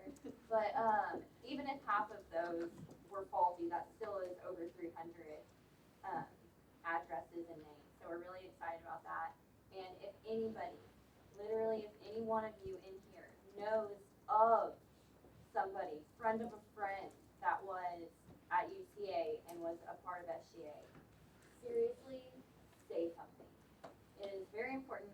We are trying to build the SGA Facebook page, and we're still working on getting access to the older SGA page. It might have links to other people that we just don't have access to as of now with the newer Facebook page. So reaching out to alumni or gathering alumni to reach out to is kind of our priority right now. Everybody in the committee is still working on their individual projects, so we're excited to see how those turn out. And history campaign is still happening. Are there any questions? Park and Safety, Senator Van Brunt. Alright, ladies and gentlemen, good to be here with you guys tonight. It's a long meeting, we'll keep it short. So surveys for the sorority houses have been sent out. We have a lot of responses. Put interview team that showed me, preliminary report of how many people had responded, and it was quite a few. And, lots of things have been fixed around campus. I know some of the things I talked to Kevin Carter about, at the very beginning of the semester have been fixed, have been addressed. That was awesome. A lot of things are getting done. We're gonna get a final report of kind of what has happened over the past semester as far as fixing issues go. A lot of potholes. There's one on the gravel lot by the COB. I know it's fixed, and we're gonna put barriers around so we can't illegally park. And the pothole by the cafeteria was also fixed, so you won't be stepping in water next time Conway floods. It's great. And we're gonna kind of put out some services the police department offers during kind of colder months, like dumping your car, your keys left in your car, they come and unlock it for free. So things like that, especially on finals week when everyone's tired. Oh, I know what's going on. We can do next. Having to do a test. Things like that. You're just stressed, tired, not good things to do. So we're trying to alleviate some stress through the police department. And so if you guys don't know already, I work at State Farm, Brandon Baxter State Farm. You guys have some car insurance, life insurance. Yep. But besides the point, I was at work today, and I work right next to J&K Tactical. It's a brand new, really small gun shop. And I went in, and the owner is actually an enhanced concealed carry certified trainer. And I already talked to Chief Murgy about maybe bringing in some law enforcement to talk about some ways to keep yourself safe on campus. You can have a pepper spray can with you, a taser, handheld low projectile, and an enhanced concealed carry, which obviously guns. That's extensive training. A lot of things that go into that, and just kind of bring in somebody to talk about it, Q&A and stuff. And I'm going to yield the rest of my report to Senator Randall, who has a lot to talk about Fair Patrol and some of the things. All right, so this past week and the last week, I met with two separate people, so these are going to be two separate meetings I will be talking about. The first one, I met with Kevin Carter, and to build off of what Tyler was talking about, changes. Behind Hughes Hall, we have the crosswalk that we talked about, putting in a yield sign for cars to see and stop for students on the crosswalk, and that has been successfully added. Also, we talked about there are two sidewalks going from the cafeteria somewhat to Mashburn and Hughes Hall. We talked about combining those two sidewalks, and they said it's not a priority, but it will be on their list of things they could do later. Then the sidewalk behind Mashburn, if you've ever been back there, if you're walking to barracks behind those buildings, the sidewalk is kind of unleveled, and so they talked to a contractor and they accepted $2,000 to grind down sidewalks. $800 of it will be used for the sidewalk behind Mashburn, and there are other places that the contractor looked at and thought needed to be grinded. So $1,200 will be used for that. We're not sure exactly which places.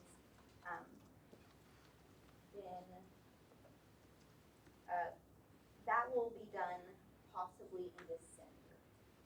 Then the stadium, football stadium, there's the parking lot beside it. We're not going to implement more one-way signs. Instead, we're going to paint more on the ground to show drivers that they need to go a certain way. That way they're not driving the wrong way. And then the cafeteria at the pothole is fixed. Behind Hughes Hall and Hughes Hall parking lot, there was a restricted spot that was for a fire hydrant area, and students were parking there because they didn't see that the paint was there. So I asked Mr. Carter to have it repainted to a bright red, and it should have been done today. I'm not sure. I was not able to check it. Then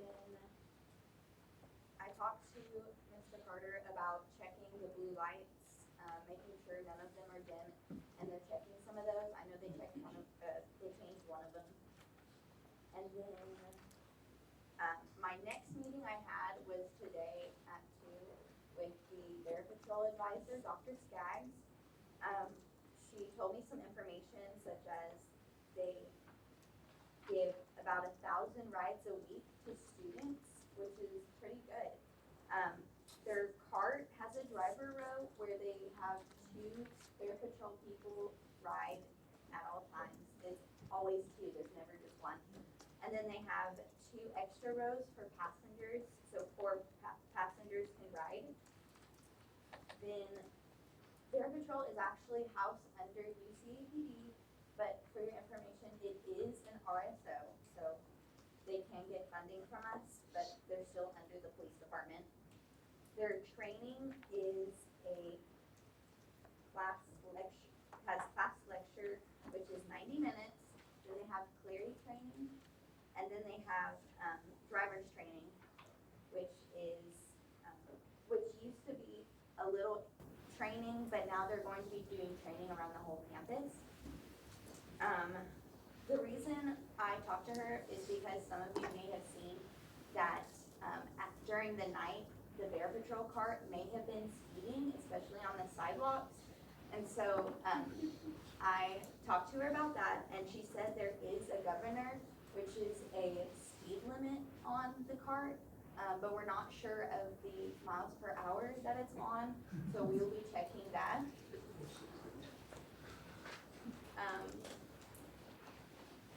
Also, you may have heard that in mid-September, the cart ran into a retaining wall of Arkansas Hall.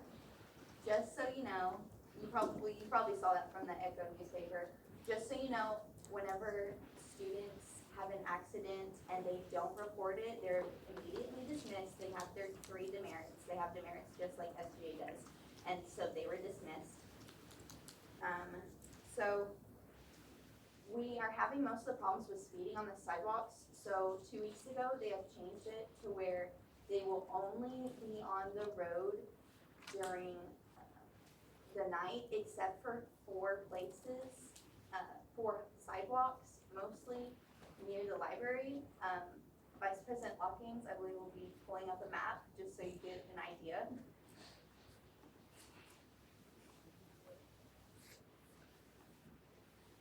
And it's probably going to be blurry, but the most important part is the highlighted.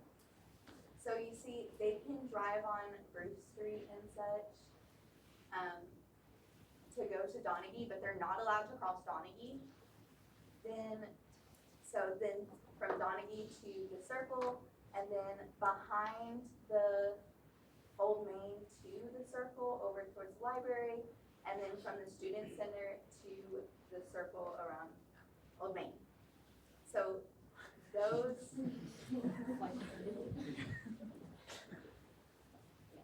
Could you sit down for a second?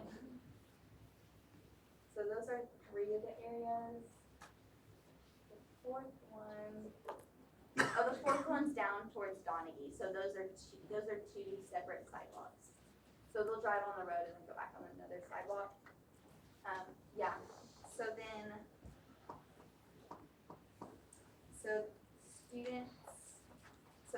the people who drive can only drive on those areas. They can cross Bruce. They will not cross Donaghy. They are allowed to drive on the walking bridge only on one area. There's a gate on a path of the walking bridge, and so they will open that gate for when they're having Bear Patrol times, but then they'll close it after Bear Patrol. And then to make sure we're not having many safety concerns, the executive board will be serving as a FTO role, which is basically a sergeant to make sure all the people are doing what they're supposed to. And then I would just like everyone to know that sometimes the battery does die after a certain time. And so students, the Bear Patrol actually provide a walking escort service. And so when the battery dies, there are 2 people that walk the students. But whether they're doing a walking or carting service, they have a police radio and the Bear Patrol phone to contact. And for this season, Bear Patrol will start at 7 p.m. because they are having the battery dying problems. And then finally, we are going to help try and recruit semester for Bear Patrol. That way they have more people and better equipped people, good leaders and such. There are lots of side conversations. If you guys have things to say to fellow senators, just pass them via notes, please. Are there any questions? Vice President Pugh? Senator Van Brunt, do you know if they have placed the new lamp posts or not on the trailer here? No, that's gonna be in the report from Kevin Carter. And then Senator Randall, when you do meet with them, please discuss their like potentially hitting students. I almost was an EDP pancake today. Almost about flying, two students on a flying white dot. So please make sure that. In response to that, we didn't go into much detail of certain situations because they are changing it to where they're mostly on the roads and not as much on the sidewalks. So we don't think that'll be much of a problem. Senator Hernandez? Oh, Senator Kramer? I do have a question for Senator Randall, or whoever can answer this. I've noticed a couple times when crossing like Ferris over to where like Ferris and the shopping plaza is, there's not really a crosswalk in the main area near Ferris and Newhall, or for quite a long section. And I understand that's kind of like the city's jurisdiction, but I was just wondering if there's any way you guys could maybe like voice to the city or coordinate with them that the crosswalk would be really helpful there. Yeah, so that's actually on my agenda for next semester. So that's what I was planning to do. Senator Sands? Can you suggest to them, I guess, getting another card? Because of the amount of calls that they get in the night, it's gonna take long for them to get to another location. For example, if they're going to the softball complex, that can take about 10 minutes from the library. So can you just suggest them getting another card, possibly to cut down on? So we talked about some issues concerning money, and because we're having so many problems with just one cart, then we need to try to fix that one cart, and once that's better and we're able to have it safer, then we might suggest having a second. Do you think that they're speeding because of the amount of people calling, possibly? Because they don't want you to wait outside, so because we're calling because we don't feel like it's safe to walk. So if you're standing outside the library for like over 20 minutes, do you think they're speeding to try to cut down the time that you're waiting? I guess it's like a safety precaution as well. Well, I know that she said that they could also have a cart person and a walker, but I don't believe, in my opinion, that speeding should be, and it's like the time frame should be an excuse for like almost running over Vice President Peter.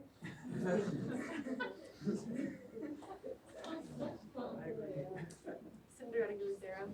So I have Decorum. some clarification. So one is because they are an RSO, Bear Patrol can apply for SAPA if they choose to.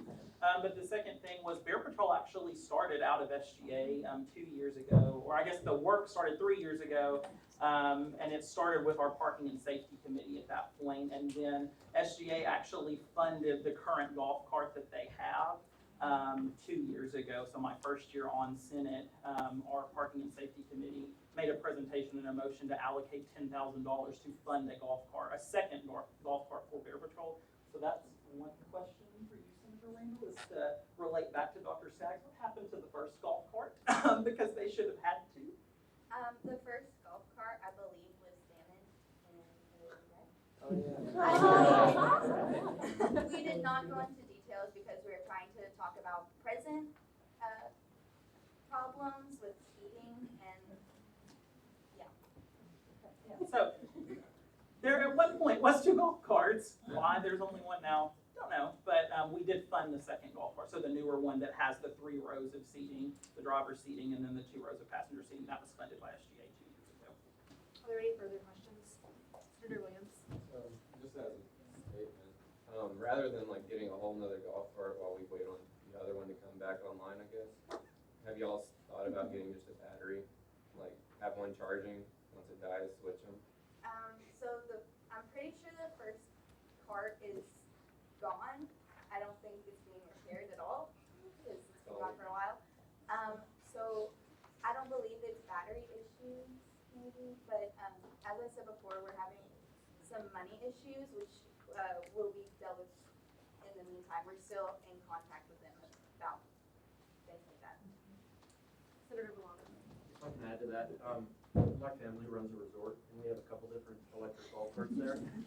And I would like it to be as simple as switching a battery, but usually the electric golf carts, especially if they have 3 or 4 rows, they usually have like 7 or 8 batteries that you have to like maintain, clean, take out every couple weeks. So it would probably be a little more difficult than. Okay, if there are any further questions, you can just ask them after the meeting. Are there any university committee reports? Senator Kramer. Alrighty, I just have a short one for the Traffic and Parking Committee. Me and Senator Van Brunt attended a meeting with Ms. Claudia Hartley last Tuesday. There were also 2 other members there. We had 6 total appeals.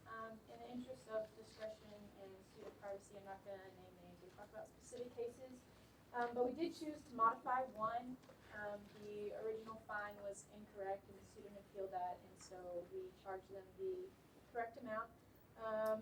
We declined 4, and there was a student who was told the wrong location of the appeal meeting and did not make it in time to present his appeal in person. So we voted to reconsider that appeal again on January 14th at our next appeal meeting. Thank you. Senator Weaver-Taber. Service Learning Advisory Committee met this past Tuesday, and basically we just talked about rewriting a liability form the whole meeting. Any questions? Vice President. All right, so Senator Cheek and I attended the Committee on Committees. Sounds redundant, but it's a real thing. We approved 2 new committees. First one was the Clary Compliance Committee. Captain Bentley from the Police Department said this is a pretty necessary thing because he said at the current state of UCA, we're not compliant 100% with the Clary Act. So this is very important for us to do, or we'll be fined a lot of money. And fines just went up too. So another new university committee is the LGBTQ Advisory Committee, which just passed. And we have a SGA Diversity Committee Chair, Senator Hall will be doing that for us, and the SGA Executive Staff Member. So we'll have 2 positions on that, and that is a branch off the Diversity Committee. So. Are there any questions? Senator Kramer. Can you explain what the first thing you talked about is? The Clary Compliance? Okay, so there's a thing called the Clary Act. Basically what it does is, I'll just read some of the background. UCA has operated with a very ad hoc Clary Compliance. This group has been meeting on several occasions. Basically, its federal compliance issues have been assigned to dedicated departments with staff responsible for ensuring that the university follows the guidelines from the federal government. And this has occurred through specifically the Title IX compliance, financial aid compliance, and environmental health and safety at the University of Arkansas. So basically, it's federal mandate for like certain things you have to do. That also has to do with like Americans with Disabilities Act, and has to do with the Dean of Students and Title IX and the police department and housing, especially. Housing is the big main part of the Clary Act. And so there's a lot of stuff. I don't know what specifically that we are not doing, but I know, for instance, like there's like a point system kind of, and I didn't realize this, but the gates, they close the gates sometimes at night. It's kind of annoying, but apparently that's something that we get to count towards our Clary report. That's an annual report. And so we just haven't been audited but we're trying to get to where we are Clary compliant, so we don't have to pay all those fines if we do audit. Any more questions? Yeah. Senator Hall. 10 seconds. So, Clary comes out of conduct office just for, I don't know what I'm saying, like you. But just, I don't know what but Clary, so several years, like many years ago, there was a student in Pennsylvania that was murdered and killed. And it happened because there was not a timely notice of a person that was a suspect at large. But basically, there was not a timely notice. And that student's life could have been saved if campus had have complied a little bit quicker. So as a result of that, her name was Jean Cleary. So you can look that up, of course, Google it. But that came as a result. So what it basically says is we have to be able to give a timely notice. This entire campus has to be aware of crime-based statistics. So you guys have to be in the know as well as the public, so that way the university's not fined. Initially, the fine was like $50,000, now it's gone up. So if we don't get this right, student conduct, dean of students office, housing, if we don't report these things and things are not happening the way that they should, then one, it's expensive, and two, someone's life could be lost. So we just have to be compliant with that. Senator Hall. That's what I was about to say. Please stand. Oh, we did the question? No. All right, any other questions? All right, okay. Vice President Watkins. Okay, so I attended the Public Art Committee, so I know, yeah, they're a little brutal in there. And we just sort of met everybody. This was our first meeting and discussed what's being in place of the big naturals, which is those little stick teepee houses that were originally there in front of McCaslin. So they're talking about what's going to be replaced there. They haven't got anything substantial yet, so that's up in the air. They also requested that they would like for us to be in correspondence with them throughout the gazebo project, just because, once again, anything that could potentially take up a public art space on campus, they have to be aware of. So keep them in the loop on that was one of their requests. And then additionally, they're working on a artist who is coming to celebrate the women's suffrage movement. And I'll have the picture in the minutes, but it's like these gravel rocks that are like colored, and they're gonna be laid out in like fields and stuff. It's really cool, it's really interesting, it has a lot of meaning to it. You're supposed to like walk on it and stuff. So they're looking into that. However, the artist is very expensive. And so right now they're hoping to get a grant to pay for this artist. And if not, then she's still gonna be an artist in residence and will help them through other ways to sort of implement this women's suffrage celebration. So. Are there any questions? Senator Sands.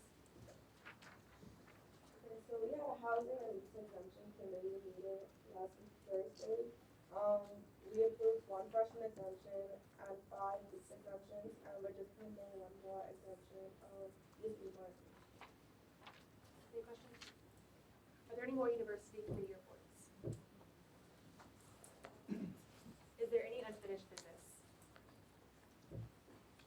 Is there any new business? Senator Hernandez. So I move that the UCASGA allocate no more than $2,275, all funds garnered from the SAFA account to Zeta Phi Beta Sorority Incorporated.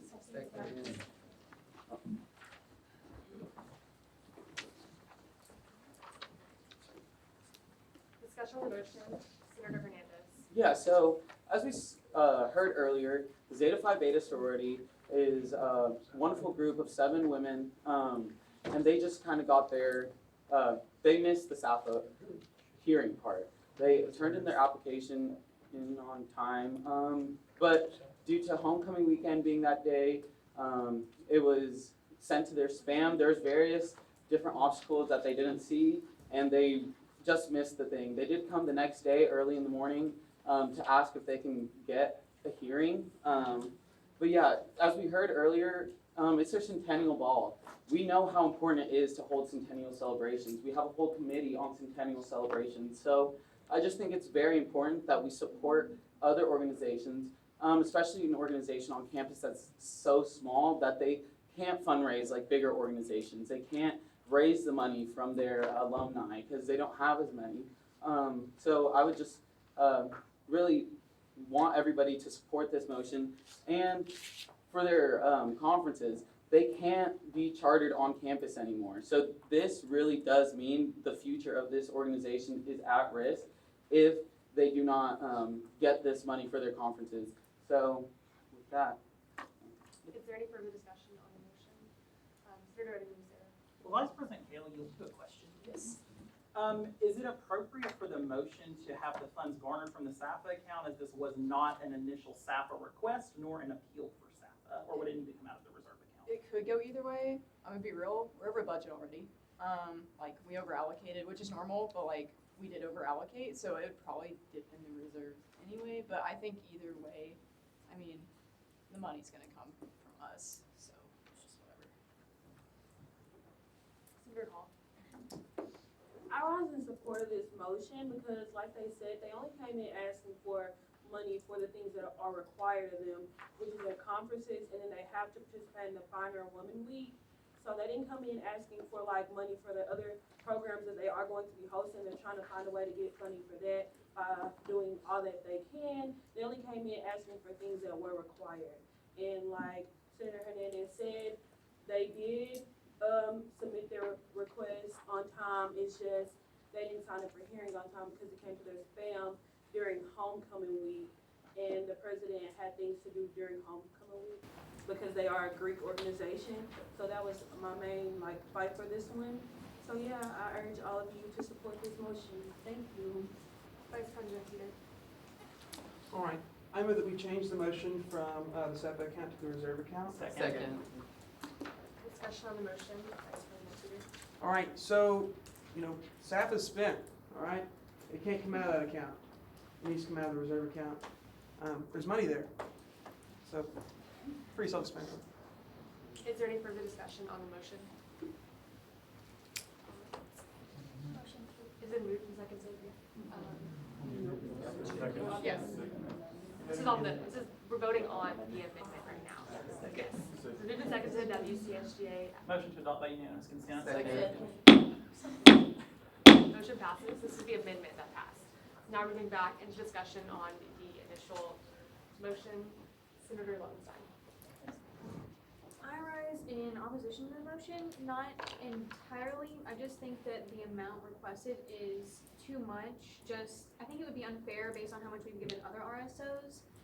Based on precedence, we would fund we would fund the full $1,200 for the conference. But I think that the amount of $1,075 for the event is just too much based on what we've given other RSOs. I think at max it should be about $500. Senator Little. Vice President Kelly, you do a question? Yes.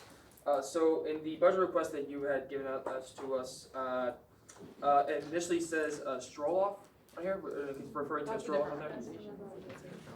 Oh, That's for SPBC. my apologies. I was thinking we're going no. Also, so what I had talked to you about, I wanted the Senate body to be aware of was Zeta Phi Beta is not currently on the list of the general forum that you had sent us out a couple weeks ago. And was the reason because they did not attend the hearing why their name is not mentioned on this list? Yes, if you don't sign up for a hearing, you have not adhered to the SAPA process like every other RSO has, so you kind of lose that privilege of pre-funding. So the SAPA committee has heard this hearing already? No, they didn't come and present to SAPA at all, because they didn't sign up for a hearing. All right, thank you. Senator Cunningham. I wanted to rise in support of this motion because as other constituents have seen, well, come to me personally and have seen the service of this specific organization, I think it would be good for the campus community for them to still be on campus to do this. So. Senator Randall. I rise in support of what Senator Lowenstein said because we never did so much to recruit, especially this year. We should do the bare minimum, I believe, especially with their conference and maybe some with their balls, but over 2,000 seems. Point of information. Senator Hall. Vice President Kell, when RSOs come in to appeal, well, in this case, not really an appeal, we don't have to follow the precedents y'all set forth, right? Isn't it up to us? Technically, yes, but precedents are set to make it fair for RSOs. So if we allocated everything that they requested, that's really unfair to RSOs that actually did what they were supposed to do. Yeah, I was just asking that question. Can I do a follow-up question? What they were initially asking for, wasn't that like not everything that they wanted for their SAPA request? Those were just like things that they had to do? That was their entire SAPA request. It was? Yeah. Okay, thank you. Vice President Watkins. Senator Cheese. Point of inquiry, so like they have to ball, if they didn't have the ball, they would still be an active student on campus, correct? Yes. Senator Hernandez, are you ready for this question? Yes. So this centennial ball that is required for every chapter across the country, really, because that is part of their Finer Womanhood Week. So that it's a required event for them to stay active as well. Can I have a follow-up question?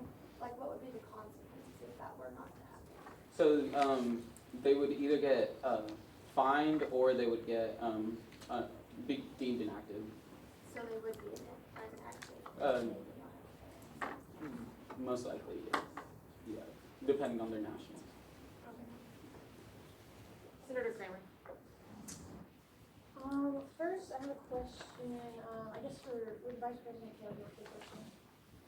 Are decorations covered under SAFA? Okay. Then I agree with Senator Levinstein about the price difference, not the exact amount. I think at least the cost should be $200 lower. Although decorations are covered under SAFA, one of their price listings was for a $200 like event decorator, and I don't see that as a necessary cost, at least not in that full amount, especially when it is such a small organization. I don't see that $200 is necessary to decorate something for that. And then another question, I'm not sure who could answer this, and I know we've talked about it before, about like SJ emails being sent to spam. Is there anything we can do about I that? can answer that. The reason, so these can't be cub accounts because we change every semester. So sometimes they're sent to spam because they're like not a UCA domain, and most people signed up for like SAFA stuff through their cub account. But they were explicitly told to check their spam several times. Senator Murray, if you want information, you can just say that and then Whitney Anderson. So, Senator Murray, say that please.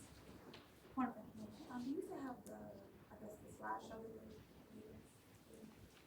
And then so could you go to the slide, where they have this centennial ball information?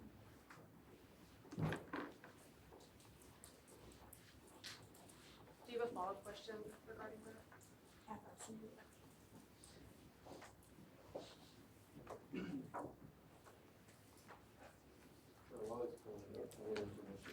Senator Williams.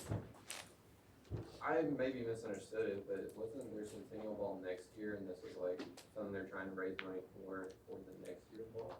Or is it Centennial Ball this year? Senator Hernandez, for your question. Yeah, their centennial ball is for the year 2020, so they want to do it next semester for it. So that is, they were funded, I guess. They were founded. Do what? Sorry. Like calendar year, not school year. Well, yeah. So they're trying to do it in 2020, like this next semester. We'll let that lose. It's Senator Van Brent. Okay, so I know we have a few returners here, but last semester Paternity came and I advocated that we give them the bare minimum to keep them on campus. That's what I'm doing now. It's the information that their centennial ball is for the calendar year. I say we just fund them the conference, and next semester they can appeal for staff before their ball to have in the fall of 2020. Okay, am I wrong? Senator Hernandez. Yeah. So I don't know if you misunderstood that, but it's for this. They're holding it next year in the year 2020, but it has to be next semester because it has to be part of their Finer Womanhood Week. Okay, so Because the next one will be in year 2021. Because that's held in the spring of every year. okay. Does that make sense? Sorry about that. No, okay, yeah. I'm heading up. No, yeah. Yeah, I appreciate that.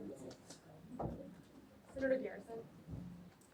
Will Senator, not Senator, Vice President Gill, you'll do a question? So I was looking at the budget for staff of this year, and I was looking at event supplies. I'm assuming that's what the Centennial Ball would fall under? Yeah. So it has 100% was granted for 0-500, and then TBD for 500 plus. What exactly are we looking at as far as like other, even sororities or other RSOs that have asked for funding for these kinds of things? have we granted their full amounts when they were what? So high? Senator Farnham, can you yield? Yeah, of course. So essentially, we don't necessarily look at RSOs, whether or not they're a Greek organization or an academic organization. We look at all of them across the board. For a request such as the one you see up here, everything up here would be considered as event supplies with maybe venue. That is kind of outside event supplies because really you have to rent the actual, I think they're doing McCaslin. That's the rental for McCaslin, so I'm assuming it's that.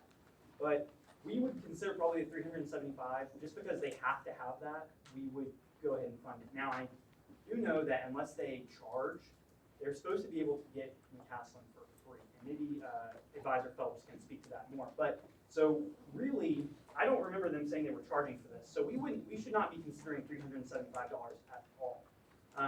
After that, the 250, the 200, and the 250 following that, that would all be considered the event supplies. We would allocate $500, that's the precedent. The to be determined, that was really only used if in the case that there wasn't much more in their budget, like if their sole thing was just to have one event, then we would sometimes break precedent to go over. Because they're out asking for conferences in SAPA, we would not have considered more than $500. So we would have considered their conference and funded them $1,200. We would have told them that they could get the venue for free, and we would have funded an additional $500 for a total of $1,700. Senator Lovenstein. I move that we amend the amount allocated to Zeta Phi Beta Sorority to $1,700. Second.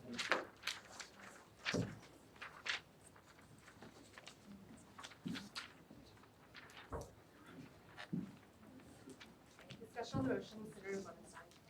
So, like Senator Farnham said, this $1,700 would just keep it closer to precedent and make it a bit fairer to what we allocated to other RSOs. And while that isn't a requirement, I think that it would just be really something that's good for us to do to keep it fair. Any further discussion on the motion? Vice President Watkins.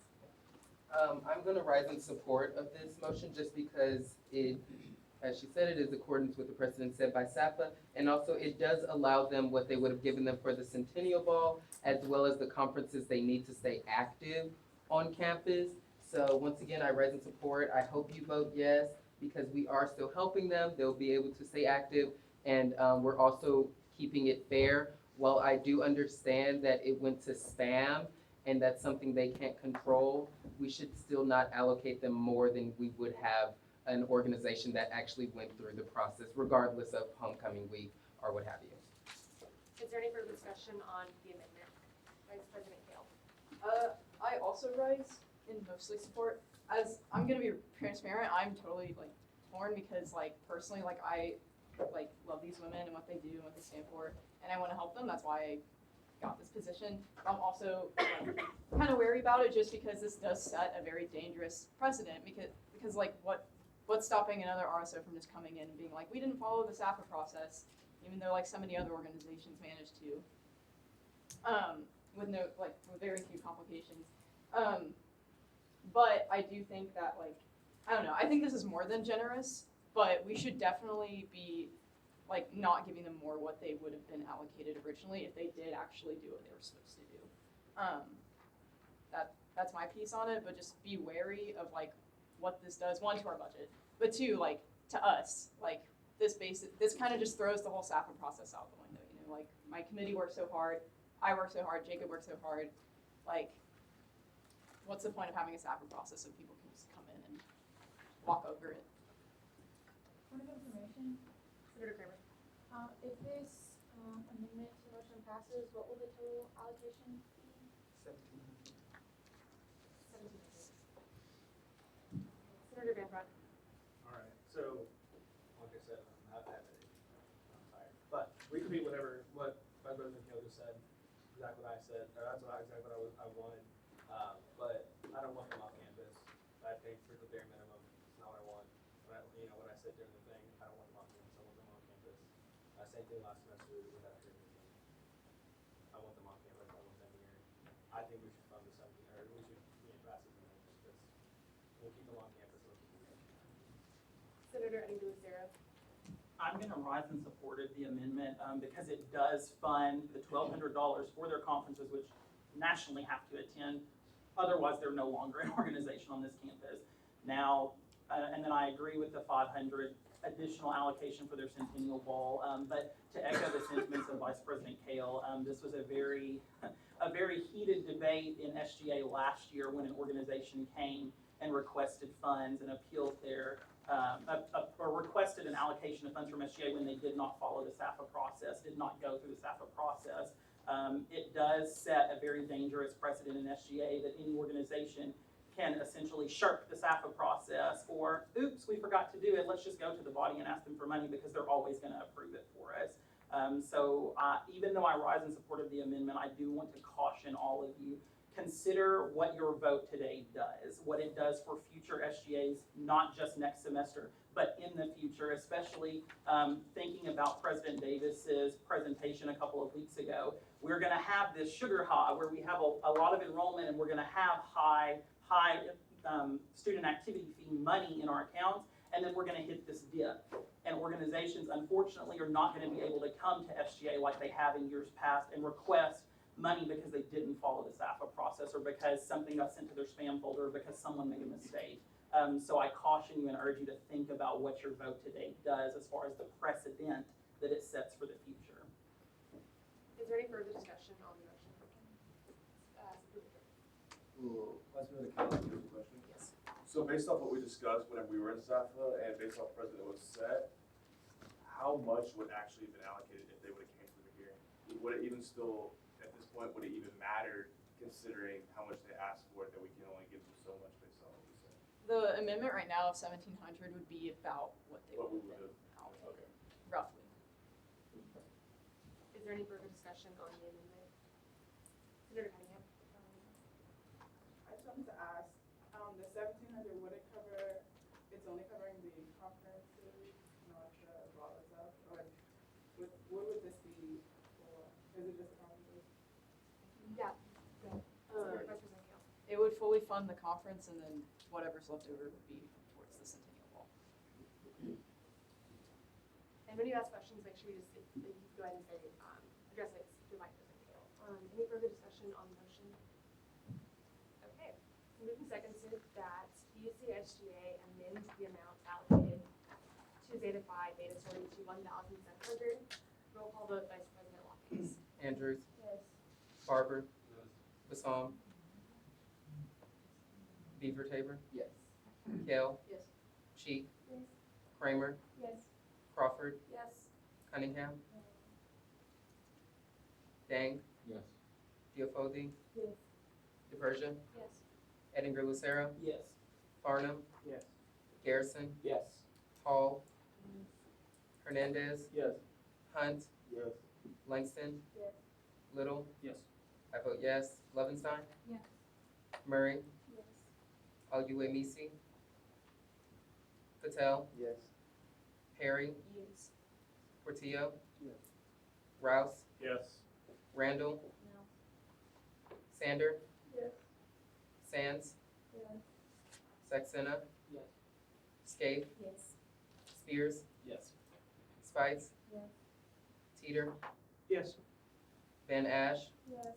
Van Brunt, Yes. Villano, Yes. Wesley, Yes. Williams, Yes. Woodruff,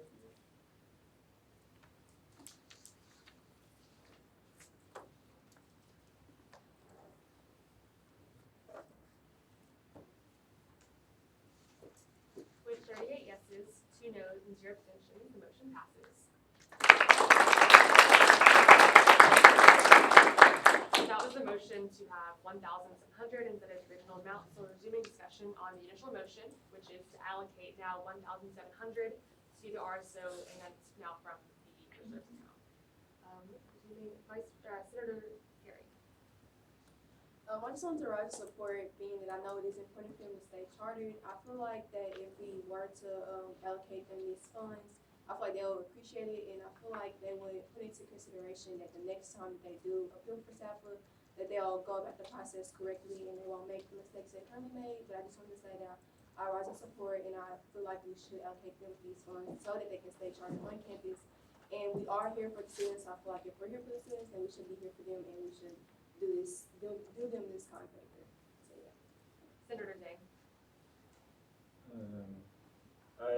I was gonna rise in opposition back before the original motion of Senator Levinson, but I'd like to follow Senator Lucera and say that I'd like to urge that the vote would set a kind of precedent where if someone comes in and says, hey, like, we couldn't come to hearing because of this reason, and that sets up a precedent where anyone can come in for appeals and then get money from that. So I just caution you on when voting.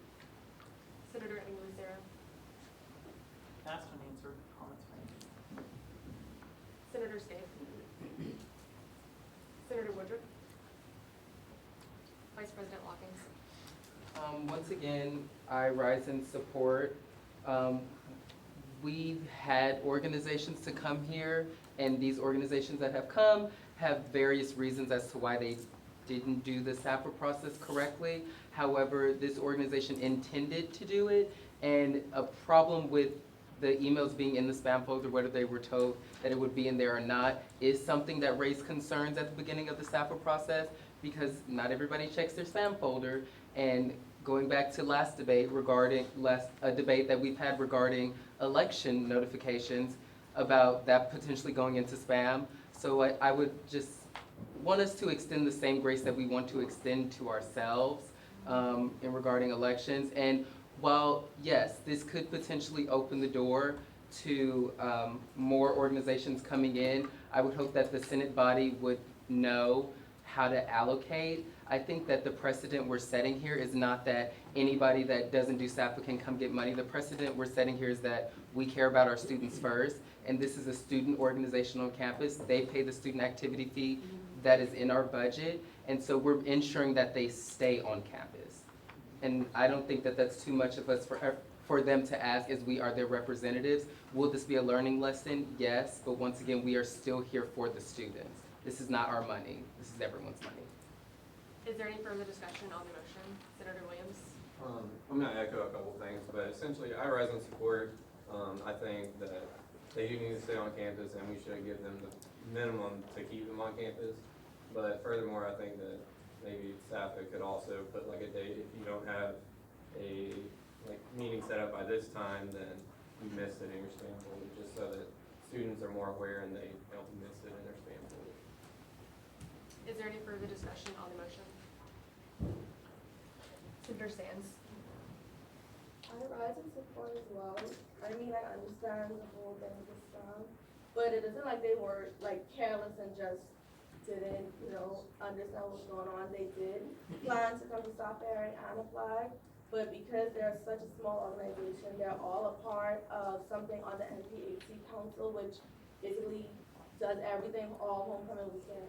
So within their intent to not check the spam or not check their emails, it's just that there's so many things going on. They're such a small organization, they're all on the committee of the organization. Senator Kramer.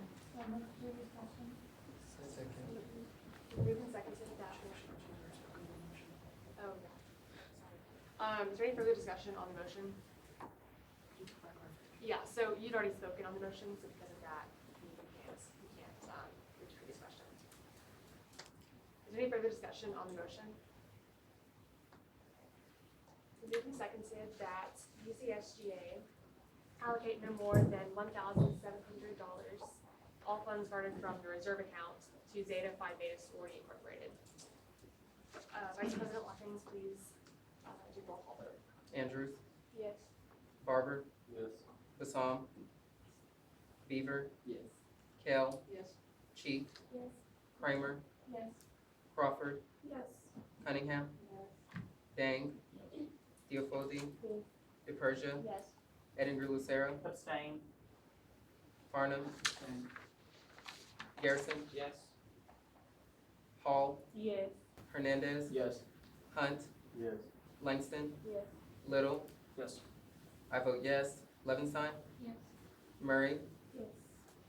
Patel, Yes. Perry, Yes. Portillo, Rouse, Yes. Randall, No. Yes. Sander, Sands, Yes. Saxena, Yes. Scaife, Yes. Spears, Yes. Spites, Yes. Teeter, Yes.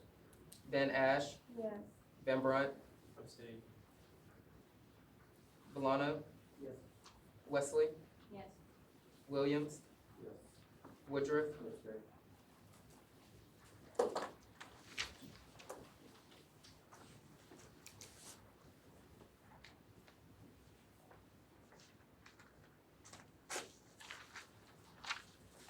With 35 yeses, 1 no, and 4 abstentions, the motion passes.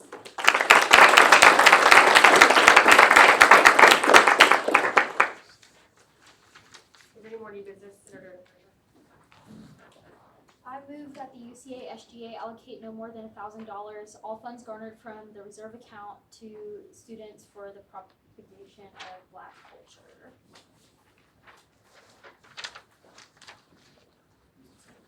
Is there A second. motion, discussion on motion, Senator, Yeah, so they asked for $4,500, and whenever I was looking at their breakdown of what they were asking for, I thought it was fair to allocate $1,000, which is the cost of renting Reynolds Performance Hall for their pageant. I think in the email that was given to a few people, I know everyone on this side of the room didn't get it. The exact pricing of the speaker was a little unclear. And I'm sure that they could find a coordinator and a photography for perhaps a little cheaper, but for sure renting out Reynolds Performance Hall will cost about $1,000. So I think it's fair that we give them $1,000 to help out with that cost, because it's still a pretty large one for them, and it might be something we can do to help out. is there any further discussion on the motion? Senator Vice President Kale. All right. Again, torn, but I'm gonna rise in opposition just because they had a chance to give us this budget and they didn't. So for clarity and transparency, they submitted 3 separate budgets, which they're not supposed to do. It's supposed to be like 1 per RSO. But Cub Connect only gave us the first one, which is Stroll Off, which is the one I gave y'all. And during the hearing, like all Stroll Off was $2,000 for awards, and we can't fund awards. And so the staff committee was like, do y'all have literally anything else? We asked them explicitly, and anyone on staff that can vouch for me, we asked them explicitly if they had any other thing that we could fund for them, any event, any venue, anything. And they said, oh yeah, we can probably email you after after this if this is cool. And I said, that's fine, which is very gracious, by the way, to offer them after they've already had their hearing and gone through the process to be given information that the staff committee would consider. They had a week. They never gave me anything. They had their chance. They had every chance that they could have had. They had more grace than we've given in the past. So I say no to this. Vice President Watkins. Quick turnaround from my last speaking, but I am also going to rise in opposition simply because the Zeta Phi Beta sorority, that was an honest mistake. They had everything laid out. Their reasoning for not having the budget was that they didn't discuss it with their advisor, which I think is just, something that they need to work on in their organization. But they had as Vice President Kell said, they had the chance to do all of that, and it didn't happen because they weren't communicating within their leadership. So I'm going to rise in opposition to allocating these funds. Senator Hernandez. So I would just like to take a quick room poll. How many people have actually submitted a SAFA budget for an organization in this room? Okay, I've submitted 7. So I understand how difficult it is to actually submit a SAFA budget. It's hard to know what you're doing at the same time, especially when you go into these hearings. It's pretty nerve-wracking trying to go in and request money for these organizations. So I rise in support because going through 7 of these, I understand what the process is like. I understand that it is difficult to understand what you're doing, especially if you're a brand new exec board and you don't have somebody to mentor you through that program.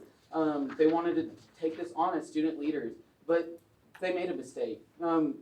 We can't simply fault them for trying to better their RSO. We need to consider this graciously. Again, there's a lack of the SAFA understanding within this same body, so we need to consider how difficult it is for students that don't have the connections that we may have being on Senate. So please consider this motion graciously, because they don't have the correct information or the firsthand connection to the information that we would have as SGA senators. So I rise in support of this motion. Senator Hall. I'm also gonna rise in support of this, like Senator Hernandez said, they are a new exec board, and it is kind of scary coming in to do SAFA. I know I would be scared, and I know we're all people, we all make mistakes. And like they said, this pageant impacts, their own organization has over 100 people, and their pageant impacts a huge percentage of our campus, a lot of our Black students as well, because this is something that we all look forward to, so I don't think we should fault the entire community off of one mistake. And what Senator DePersia is asking that we fund isn't everything, but it wouldn't fault everyone for one mistake. So yeah, I rise in support. Senator Cunningham. I also rise in support, jumping off of what Senator Hall said, it was a mistake, and I think with the past experience of this organization, if you have seen it on campus, they try to host events that are for minorities and for diversity on campus, and I think the scholarship pageant is something that will be beneficial for the students on campus, which is who we're here for, and I just think that it's an opportunity that should carry on because of the impact that it does make in terms of scholarship and in terms of the service to the students. So I would hope that you guys would also support this. Senator Jay. I rise in opposition to this because we gave them grace, we gave them their opportunities, but they also asked for stuff in their appeal that they did not request in their actual hearing, which is unfair to the other 71 RSOs that requested money from SAFA. So, and we also can't fund awards. Senator Levinstein. I also rise in opposition just because off of what Senator Dane said and Vice President Kale said, we gave them many chances to let us know what we could do to help them, and I think it would be unfair to the other RSOs who went about it the wrong way to consider this, given the fact that they're going about it the completely wrong way. And Senator Barber. This is for anyone that knows how much rentals cost to charge. They have 1,000 for not charging, but I didn't know how much it is to charge for entrance fees. So I work at Reynolds Performance Hall, but I'm not really in charge of booking. I'm just like a stagehand. But I know that the cost, it's about paying to 3 employees that work there. So that's what's covering the $1,000. That's all. Senator Woodruff. Yeah, so I rise in opposition.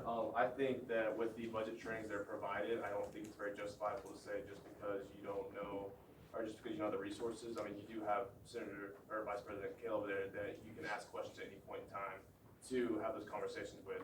So I do not think it's very justifiable to say, oh, well, how many of you have done it or how many of you haven't done it?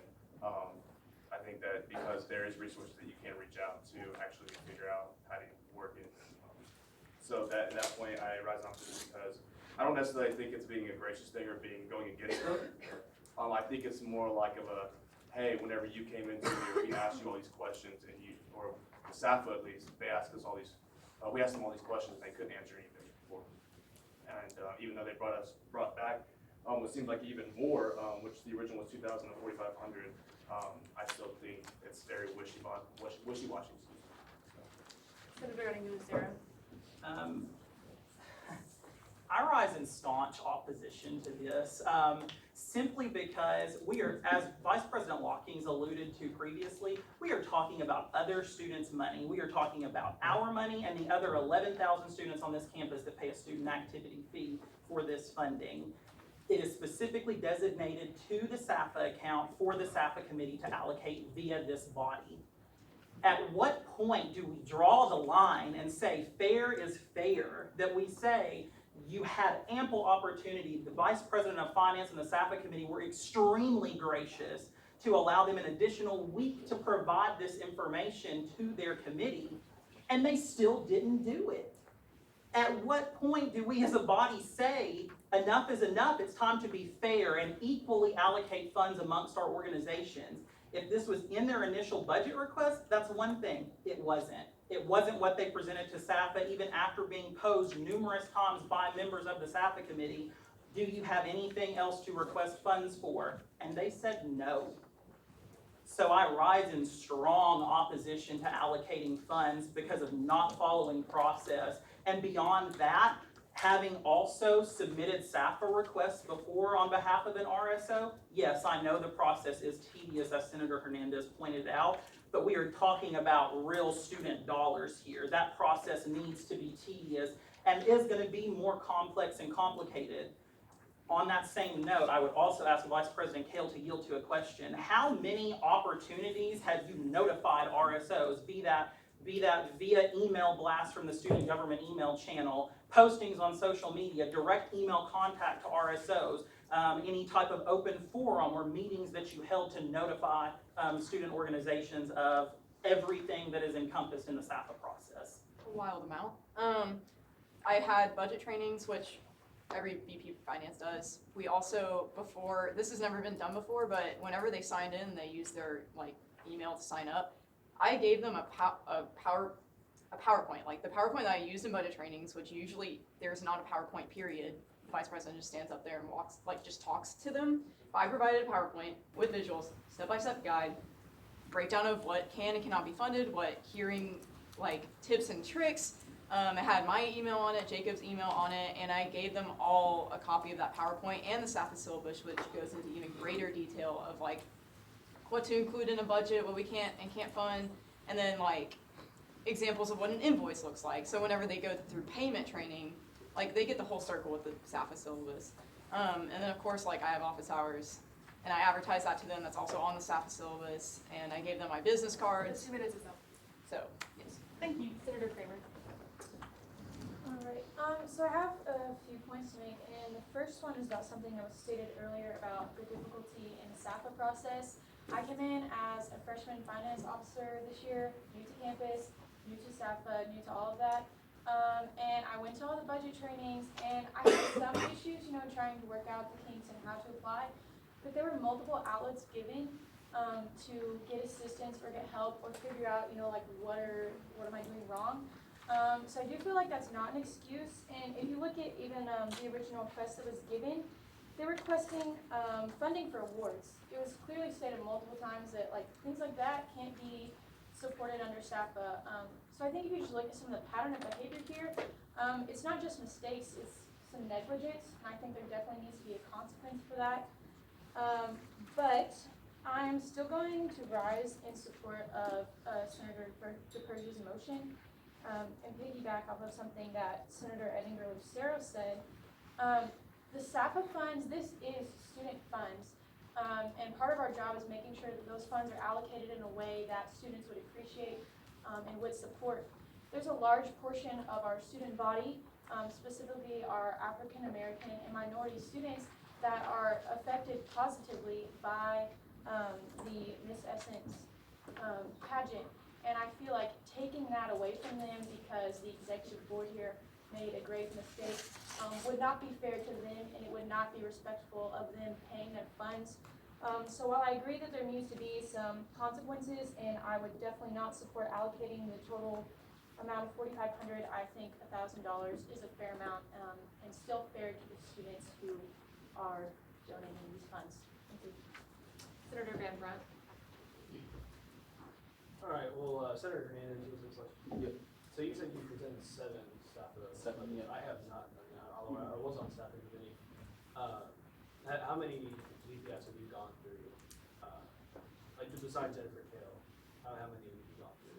Ryan Bath? I believe, yes, the 2. The previous VP Burton and Bath. Okay, perfect. How clear were Ryan Bath's instructions? That was over 2 years ago. I can't remember that. Okay, well, these Sorry. were Spencer Burton's instructions. How clear were things that he could allocate, staff could allocate, but they couldn't, how to get in contact with him, things like that. Well, as I said earlier, I believe it's all comes down to direct contact. I worked in the office, so I could ask VP Burton any question that I had. I also was requesting for organizations in which Chief of Staff Mitchell is in. So I really had that direct contact. So if I had any questions regarding any organization, I could clearly go ask. Yet this exec board did not have those direct lines of contact, as I fortunately and graciously did. Will Vice President Teeter go with Yes. Have you also presented staff a budget underneath? I've never presented, You have that? I have not presented, I have submitted. I mean, submitted, I'm sorry, yes. Submitted, you've gone through the staff budget training? Yes. Yes. Okay, so do you remember Spencer Burton's instructions, were they clear at all? They were pretty clear. Like on how to do this, what they could and cannot fund? Point of order, relevance. I'm just trying to figure out if Jennifer Kale, if their instructions were clear, just as Spencer Burton's and our staff's were. Prior vice presidents of finances and how they did staff is gonna be completely different than this vice president. Senator Little. Move the previous question. Seconded, that one. There's been objection. No, we voted. That's not an objection. Decorum, please. So. You have to wait. Second. There was a second. So moved and seconded, that will move to the previous question. Vice President Watkins, please. Oh, yeah, sorry. Special motion, special motion, Senator Little. No. No discussion, there's no discussion over You this don't, question. yeah, you don't discuss on this one. Yeah, There's no okay, agreement, no all right. discussion, it requires a 2/3 vote. Vice President Watkins. You're voting whether or not to end debate. Andrews, Yes. Barber, No. Basam, Beaver, No. Kale, No.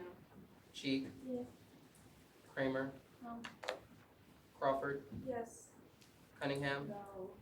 Dang, No. Diofodi, Yes. DePersia, No. Eddinger Lucero, No. Farnham, No. Garrison, No. Hall, No. Hernandez, No. Hunt, No. Langston, No. Little. Yes. I vote no. Levenstein, Yes. Murray,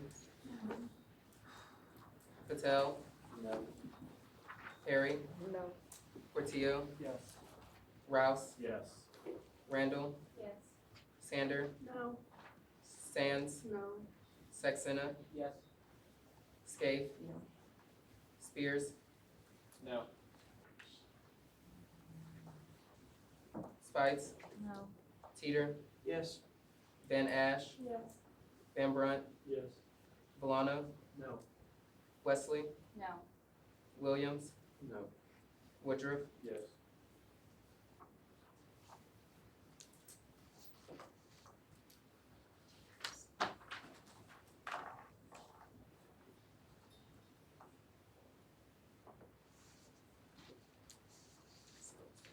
With 14 yeses, 26 noes, and 0 abstentions, the motion fails. We will resume discussion on the motion. Senator DePersia. Is your second is the motion too? I have a few questions to ask in regard to things that people have brought up. The first of which is people keep mentioning how they only requested $2,000, but you mentioned that they also submitted 2 other budgets. Do you know, like, ballpark estimate how much they requested in total? One of them was around this much, and then one of them was for a conference, but they didn't submit by the deadline, so we wouldn't have considered it anyway. Okay. And Point then, of order, to move the previous question, it requires a 2/3 vote, and since 2/3, was it 14 yeses and 26 noes? It would require 27 noes for that to meet 2/3, because it would be 26.8 votes, so we've moved the previous question. the number of senators in the room. It's out of the total number. It's out of the total number of senators in the room, No, there's no, 2 missing. total number Oh. here. Is it a total present or total membership? So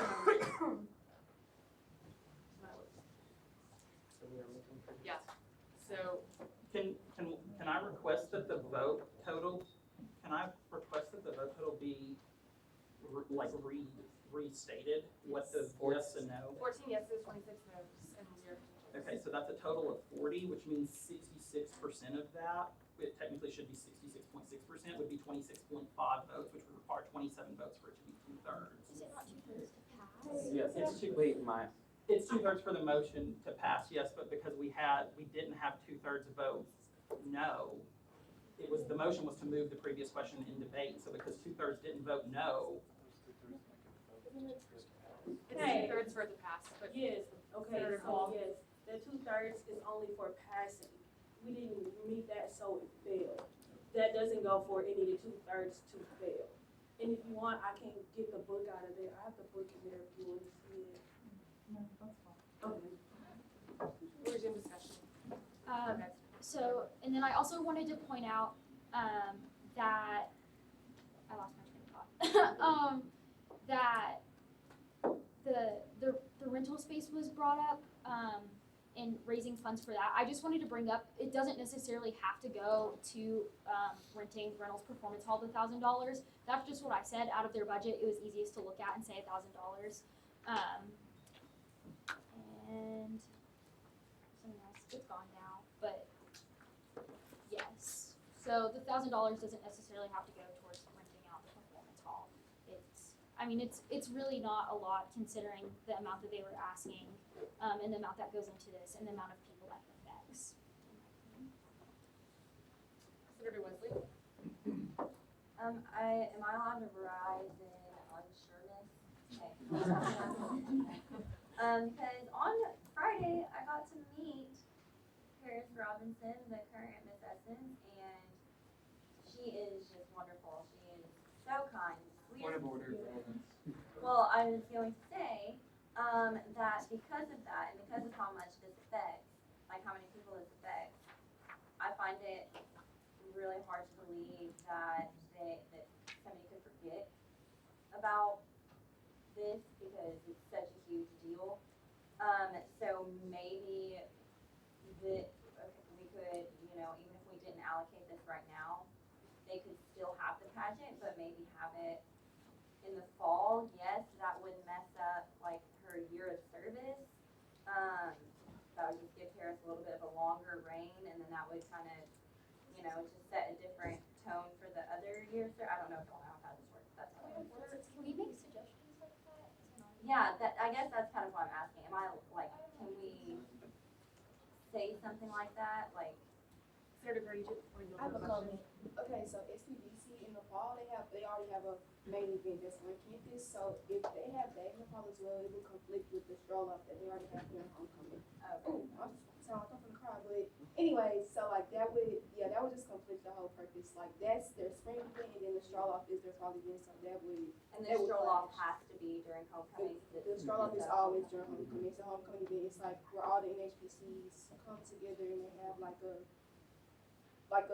homecoming event for basically. So yeah, that would just complete the whole purpose. Okay, To answer your question, you can make arguments that they have to be relevant to what discussion. I guess I was asking a question about like, could we make a suggestion like that? Suggestion as in, what suggestion is it? To like, it doesn't make sense. Vice President Kale, it's your second time to speak on the motion.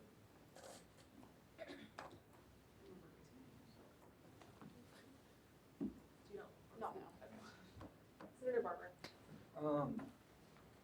Senator Skates, did you say you've been to some of the pageants? Do you know about how many attended?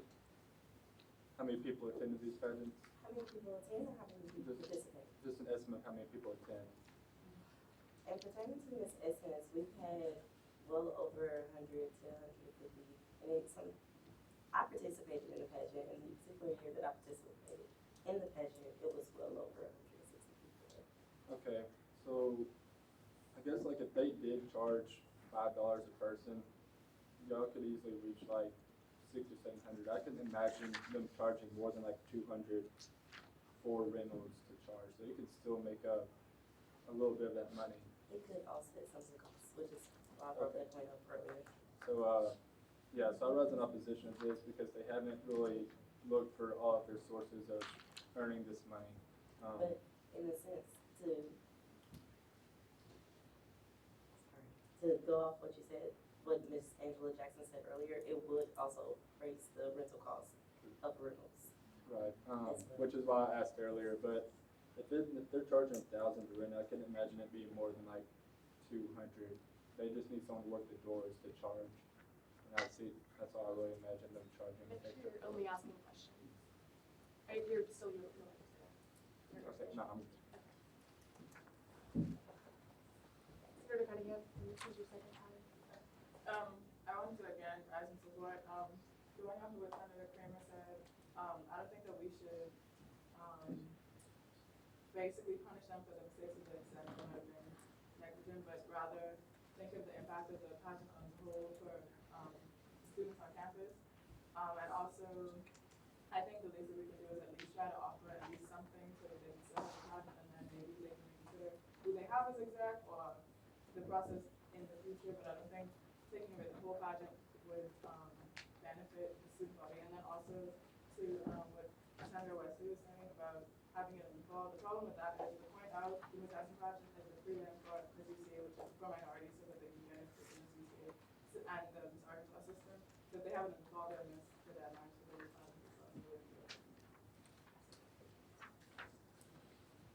Senator Hernandez, this is your second. All right, so I would just like to rise in support of this motion again.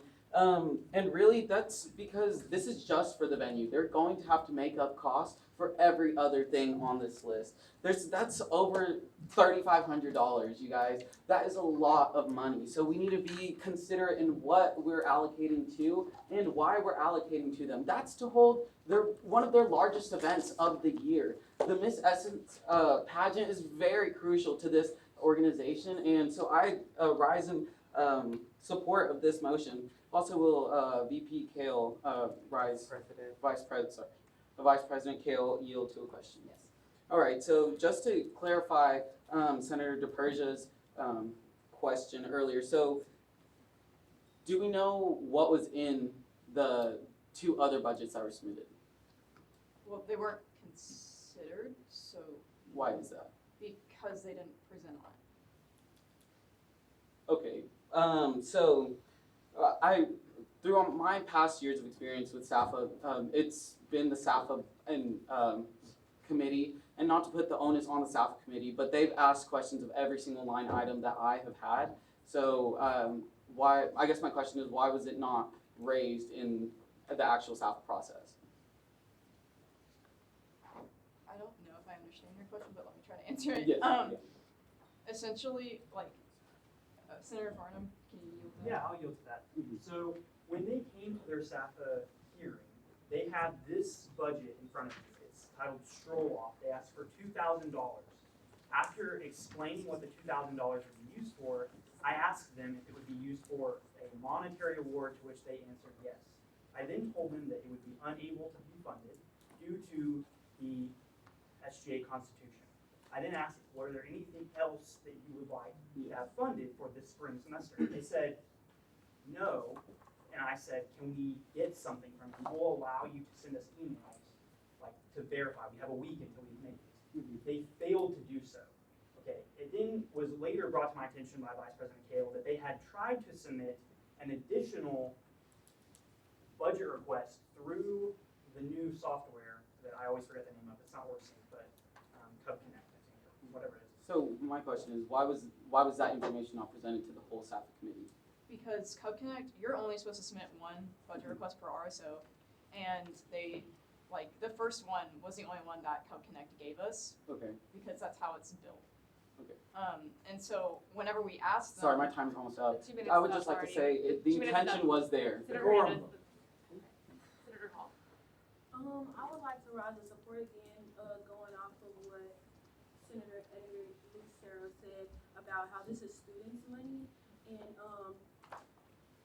you can correct me if I'm wrong, but 1550 comes from each student, and if only just their 100 members came, then that's over $1,000 of student money, right? Or am I wrong? 100. No, I mean, I'm Yeah, sorry, 1,000. 1,000, Yeah, yeah, that's that's what I meant, I'm sorry. And so, I'm rising in support of this because this affects a lot of different students on campus, including me, and this means a lot to a specific community, like, especially, and I don't think we should, hurt that whole community of students based off of a mistake of an exec board. So I rise in support because we're not funding all of it, we're only supporting, like, we're only funding them to get the building to have the event that would be putting students first. So I rise in support, and I urge you all to rise in support as well. Senator Portillo. I'll move the previous question, but I'll just say a few things. Yeah, so I agree with Senator Hall. I don't think. If he's gonna say something, then he can't move the previous question. Yeah, so, yeah. So I said I'm He's just not, saying- he's speaking. Oh, I'm sorry. He was going to. Yeah. Not. Yeah, so for me, it just comes down to one thing, whether we should punish a whole group of students for the accident, for the mistakes of a few. Yes, the exec board, they fell through on this, they did a mistake, a big mistake. But, like you said, it's gonna benefit the students. She also brought the math in, 100 students, $15 per person, that's well over $1,000. I think we should give it to them, it makes sense, yeah. Point of information, how did the exec board fail in a sentence? Oh, no, I'm saying the exec, Oh, their exec, well, okay, yeah, there. sorry, I No, was no, like, no, no, no, I'm like. yeah, I hope y'all know that, I wasn't trying to say that. Horrible. Yeah. Senator Perry. Senator Joy Ford. I had this question. So after they failed to, Vice President King. So when they failed to get back with you all after a week, so does the SAFA again email them asking that, hey, you were supposed to, email? Do we do that or we don't? We were extremely gracious to even give them the option to email us. So no. Vice President Kale. Oh, all right. Yes, okay, so first of all, I understand that this is students' money, I get that, but the students' money is already allocated to so many other events. And yeah, I want this to happen. Like, I'm not trying to be like, oh, no, Miss Essence pageant, but we, again, the SAFA committee, like, pushed them. We were like, can you please give us something to consider? And they failed to do so. And they, their advisor, they had so many resources. Their advisor is amazing, and she could have helped them. And my email is on everything, Jacob's email is on everything, and the committee straight up asked them, like, can we please fund something for you? Because the budget that they gave us, we couldn't do anything with. And they still failed to do it. I just think this is horribly irresponsible. The students' money is already allocated. What's done is done. I think they were given enough chances for them to fix this, and they still, it's not even a mistake anymore, it's negligence, in my opinion. Senator Musera. I move that the UCASGA recess for 5 minutes. Second. It's a motion, so we vote on it. Decorum. It's a motion, so we vote on it. So. It got a discussion on the second and it motion. requires a majority vote.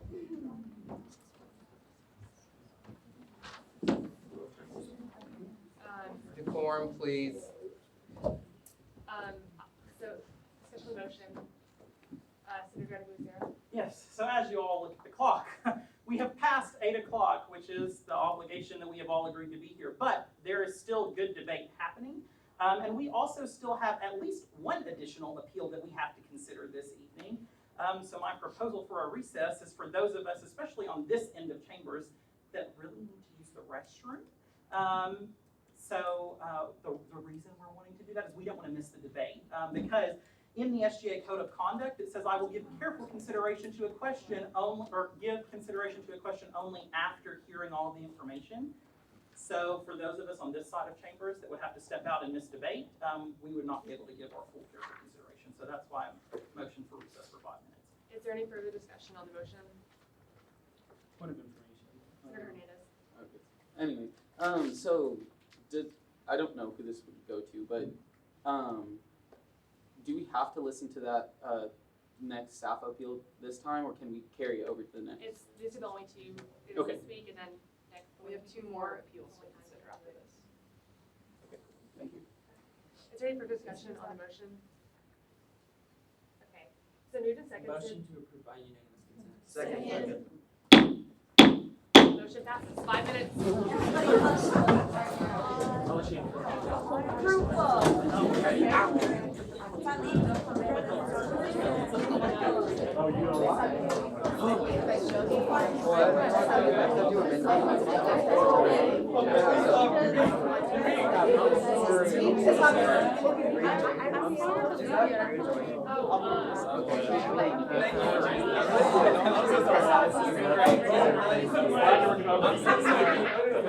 I'm like, I don't want to over project, and I told her 7:30.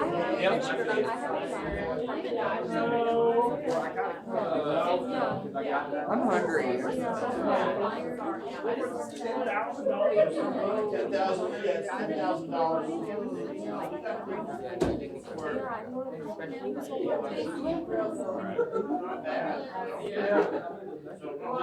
What's wrong with it when they cancel those shows? They tweet, you cancel the show. And Quick was he said that. It's very It can be done. I don't even know what to do. Like, I don't want it to be also like, if you really cared about it, you would have done it. And she literally said, oh, like, we didn't address the advisors. Well, you're still like, I feel bad punishing the whole community, but she literally said she was being negative. My thing is, their raise, it says they raised $2,000. They raised $2,000 for the awards. Why can't we lower the awards and use the money and raise more money in fundraising? They haven't even tried to fundraise, and they haven't and obviously they haven't considered any other ideas because they were like, because they said that they were like, have you thought about charging? Or they were like, if so many students, girl, you can charge money. I gotta tell you, at that point, said over and over again. the sneak attack, normally when the meetings go past 8 o'clock, those are the meetings. Why did you consult with your She's normally. Who put you in office? I think at that point, I've never been, and then the next meeting. I've never known about, like, 30-minute meeting. it's such a big deal that, like, everybody knows about it. It's just, it's the same people. That's what I'm saying. I'm like, these people are just saying the same thing. I already Everyone already knows. That's what I'm saying. At this point, it's around cycle. That's why I mean, I don't want to punish the other students for their mistake, but at the same time, there's so many, they had so many issues. Once again, like, you're gonna learn. I bet you're not gonna miss it next time. Yeah. That's what I thought. And like, I feel like honestly, they can raise money. Yeah. They can. They have time. They have That time. $2,000 thing, Because I'm like, for us to pay for it, and then. It's different with the last one, cause like, yeah, they said check your spam, but like, I mean, go with your spam, so like, so that's my kind of understanding. This is they literally should go with our fault, like, for not that they didn't know how to do that. They had an opportunity, they didn't do it right. Yeah. I don't have a whole lot of. I wasn't trying to sound good. Yeah, I can say something. I can say that. I just wanted to figure out everybody's got it. I was saying everybody's correct. I don't think I came outside. Like, I get it. Like, I wanted for everyone, I wanted to be for the minority population. People have to learn.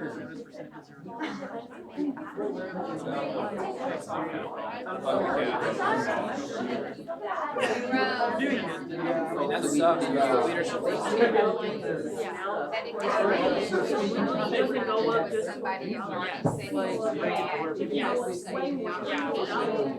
But like, I don't have. Like, that's not to present I'm not. Like, I'm sorry. Like, I get what they're saying. Like, I get what they're saying. A lot of students for it, but like. I'm gonna still go. The motion is actually. We know and I will. Like, we started and I'm like, okay, we did these 45 minutes. Like, I'm just. Yeah, that's where I am. Like, we did it. I don't want the students to. I think at this point, everyone knows where everyone, Yeah, like, just everyone knows where they stand. vote. Yeah, so let's make it public. Does everyone? Shut up, no, sit down. Amber, I think we're 2 minutes. I couldn't remember what they Is it moved? I want yeah, you have to vote that too. I feel like I love the project it's happening. I have stuff I'm just gonna text them and be like, you know what, I'm gonna email you.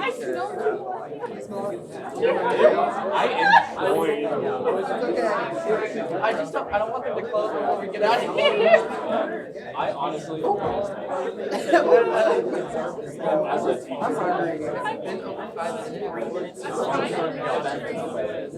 I don't know what time it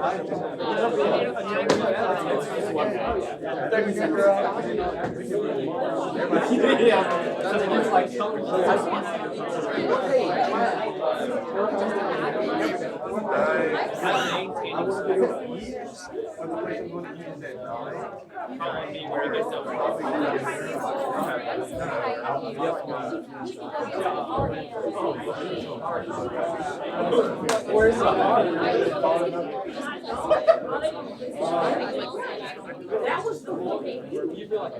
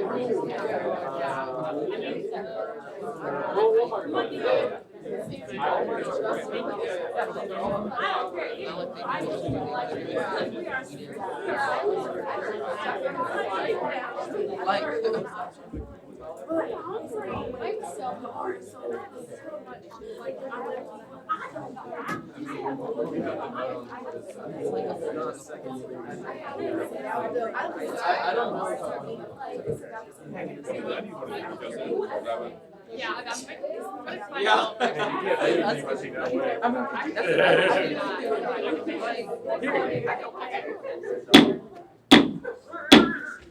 And it is back in session.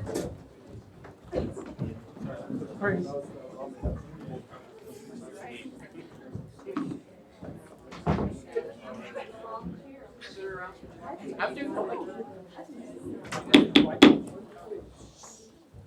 All right, so we're resuming discussion on the initial motion. Senator Skate. I rise to support this motion because if we do not allocate any to little of no funds, then it's pretty much going to be like, okay, forget Miss Essence. And in a sense, Miss Essence has been a huge part of the history of this campus for a very long time, 45 years in counting, actually. So I rise in support of supporting what they have to do in order to keep that tradition going. And I think it's only right if we consider that even though we have already allocated those funds, the funds in the reserves accounts that's not allocated is still student money. It's still a part of that fund as well, even though allocation has already been hit. They already experienced humility. That's something that we have learned. Excuse me, I'm out of breath because I was running. We learned about the humility factor and what it takes to be in a leadership position and to be leaders on this campus. We have all experienced some form of that. I'm sure they are extremely embarrassed and they know that they messed up because they admitted that. So can we please just acknowledge that and then accept the fact that, okay, there's still students that need our help. Thank you. Senator Dang, this is your second time to speak on the motion. I'd like to rise in opposition of this motion again because consequences are consequences because they messed up. And if we allow this, then we're not like giving them consequences when there needs to be. And that's all. I meant to add this at the beginning, once you're good. Oh. Just make sure you guys are only asking questions or presenting, like giving a for or against a motion, and just make sure you're only adding to what has been said, not restating. That wasn't about you specifically, I'm just saying it in general. Senator Little, this is your second time to speak on the motion. So I'm not sure if this is a question that can be yielded to Senator Scape or Senator Hernandez, but how detrimental would it be if we were to not provide this funding for this Miss Essence pageant? So how detrimental would this be for even if for example, if we did provide this funding, would the event even be able to be held at all? As in, could some sort of fundraising or alumni donations could be used to fund this program? Is this SAFA funding that detrimental to this program? Absolutely. They will not have this pageant, and in that case, it's almost like we will be saying, erase the pageant. Senator Rouse. I move that the UCASGA suspend the special rules of order and limit speaking time to 1 minute per senator per motion. Second. I'm sorry.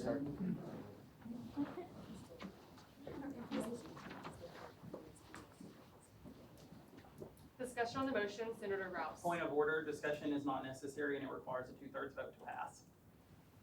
Not debatable, not amendable. Motion to approve by unanimous consent. Second. Objection. Motion fails. Who's objection? What? It was an objection to unanimous consent. It was a roll call vote. Wait, there's unanimous consent, so that was the vote on the motion and it failed. For unanimous So consent. going over to roll call. We're doing roll call vote. Roll call vote, Vice President Watkins. Andrews, Yes. Barber, Yes. Bassam, Beaver Tabor, Yes. Kale, Yes. Cheek, Yes. Kramer, No. Crawford, Yes. Cunningham, No. Dang, Yes. Diofodi, Persia, Yes. Eddinger Lucero, Yes. Farnham, No. Garrison, Yes. Hall, No. Hernandez, Hunt, No. Langston, No. Little, Yes. I vote yes. Levenstein, Yes. Murray, Yes. Patel, Yes. Perry, No. Portillo, Yes. Rouse, Yes. Randall, Yes. Sander, Yes. Sands, No. Saxena, Yes. Scaife, Abstain. Spears, Yes. Spites, Yes. Teeter, Yes. Van Ash, Yes. Van Brunt, Oh, yes. Villano, Yes. Wesley, Yes. Williams, Oh, no. Decorum, we're voting. Woodruff, Yes.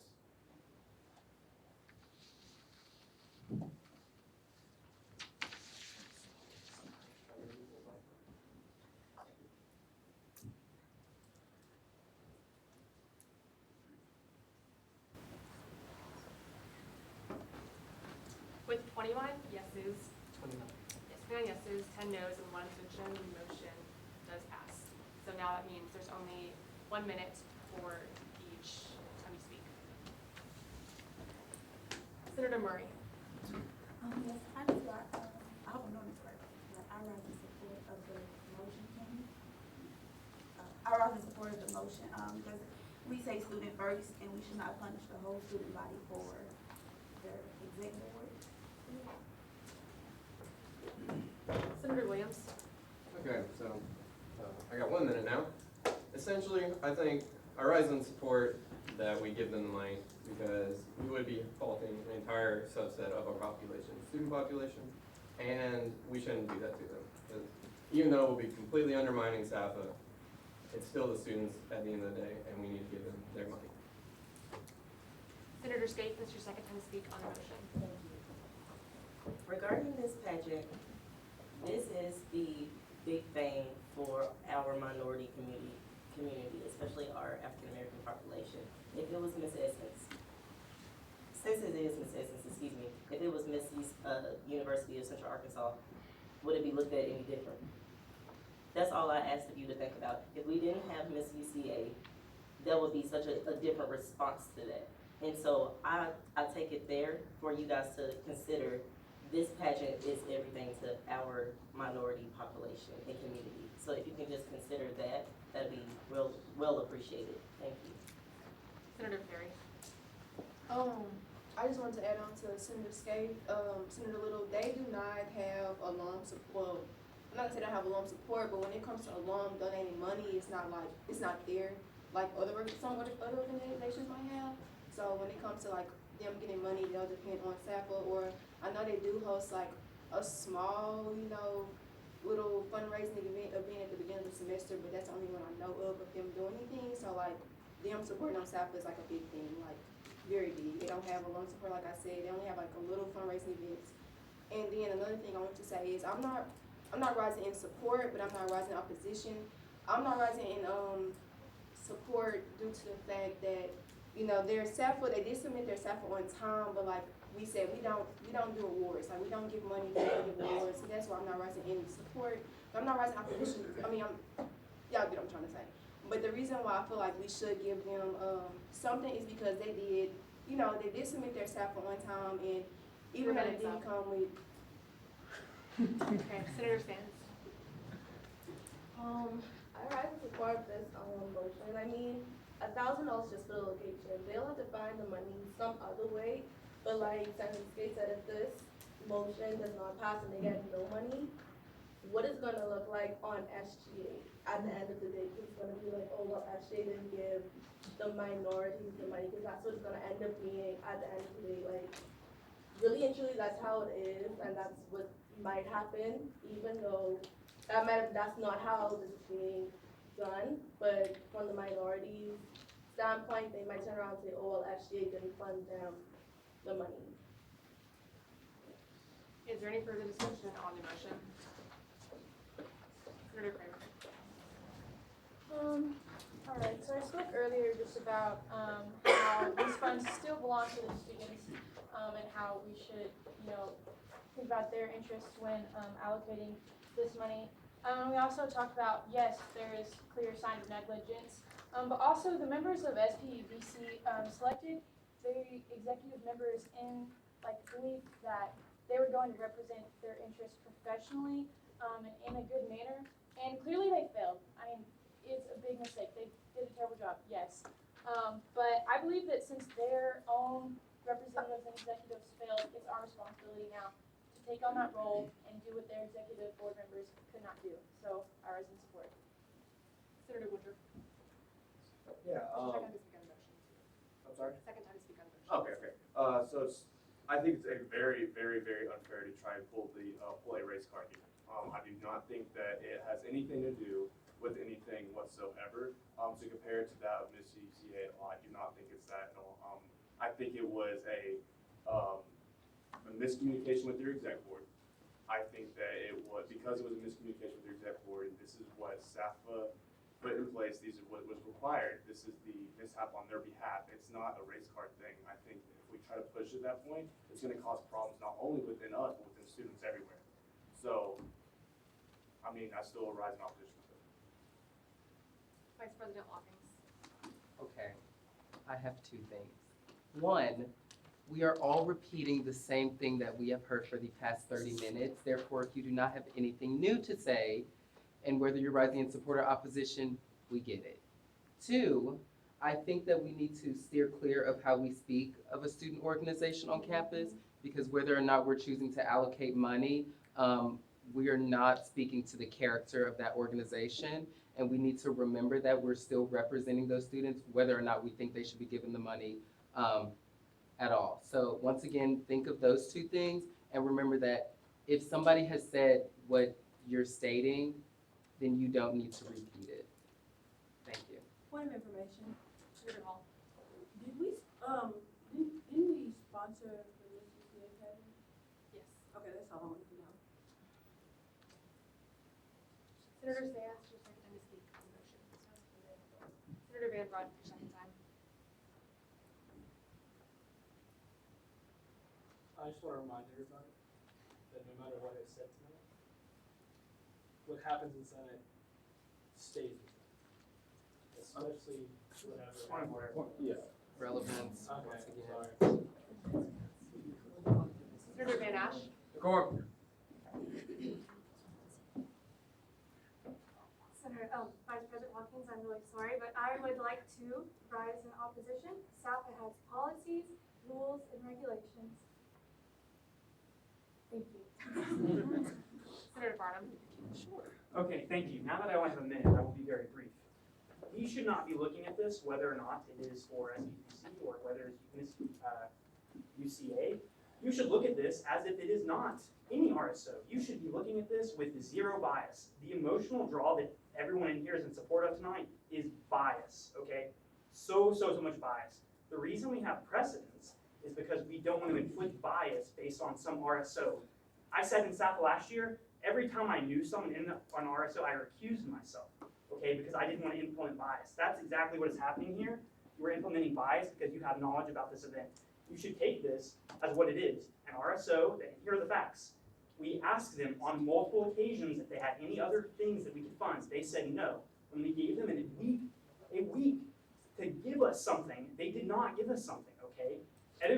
Senator Lucero, sorry, I don't have a minute, so I'm going quick, was exactly correct. There is a line that has to be drawn, okay? 4 minutes up. Senator Beaver-Taylor. Okay, I'm gonna rise in opposition, and I understand the importance of this to the students and the community and stuff. But according to this form, they say that they can raise $2,000 in scholarships. What is stopping them from raising more since they didn't apply SAFA at the right time? What's stopping them from, since they need to raise more money, what's stopping them from fundraising more money? And if anything, they can still have the pageant and not get less than the awards. They can still have the pageant. It doesn't have to be in Reynolds. It could be somewhere else. There's other ways to do it. Senator Van Ash, it's your second time to speak on the motion. I yield my time to Senator Edinburgh. Thank you, Senator Van Ash. I just wanted to point Decorum. out and offer clarification to the question Senator Hall asked about SGA sponsoring the Miss UCA pageant. For years, the Miss UCA pageant was hosted by the Student Government Association, by the Student Senate. When that event was handed over to Alpha Sigma Alpha, one of our Panhellenic sororities, it was an understanding that SGA would still serve as a sponsor for that and have been a standing sponsorship of that pageant for years. Just clarification there. Is there any further discussion on the motion? Okay. Senator Martin, please. Just because I want to get in my 2 minutes worth. That is what. Point of Senator order. Lucero just said. Point of order. Haven't you already spoken twice? I have not. I've only heard once. I yielded to a question. That's what it was. I yielded to a question, okay? 3 minutes. So can you please restart my time? Yes. Okay, thank you. So it could be the case that we deny this appeal and we still allocate them funds, but through more proper means. We can co-sponsor this event. There is nothing that states we may not do that. We can do that next semester once we have new funds appropriated. If we're taking money out of our reserve account, that's still a bad precedent, guys, because that still says that we're going to allow RSOs to come in and take money that has been used appropriately for other RSOs. 72 RSOs came in. They did follow SAFA proceedings correctly. Okay, so I don't agree with the argument that because we can't do SAFA correctly, they should be given mercy. Okay, 72 people did it correctly. Okay, all right. Thank you. Sorry, I had to get that. Motion to read the previous question. Point of information. Yeah. Senator Murray, please get it. I have two questions. First question, do we know when exactly is the Miss Essence pageant? Second question, when will be the, the dates for the SAFA, like that, whole thing for the Senator, Vice President Duffy, Yes, SAFA is SAFA is funding for a semester ahead. So what we're debating on now is funding for next semester events. And then people who go through SAFA next spring will be allocated for fall events. Sure. I don't know who will be. So, if we was to co-sponsor it, it had to be through something else, not SAFA. Yes. Point of information, Senator Hall. what would the money come out of? Reserve. Point of information. Senator DeFerja. Is this not coming from the reserve account?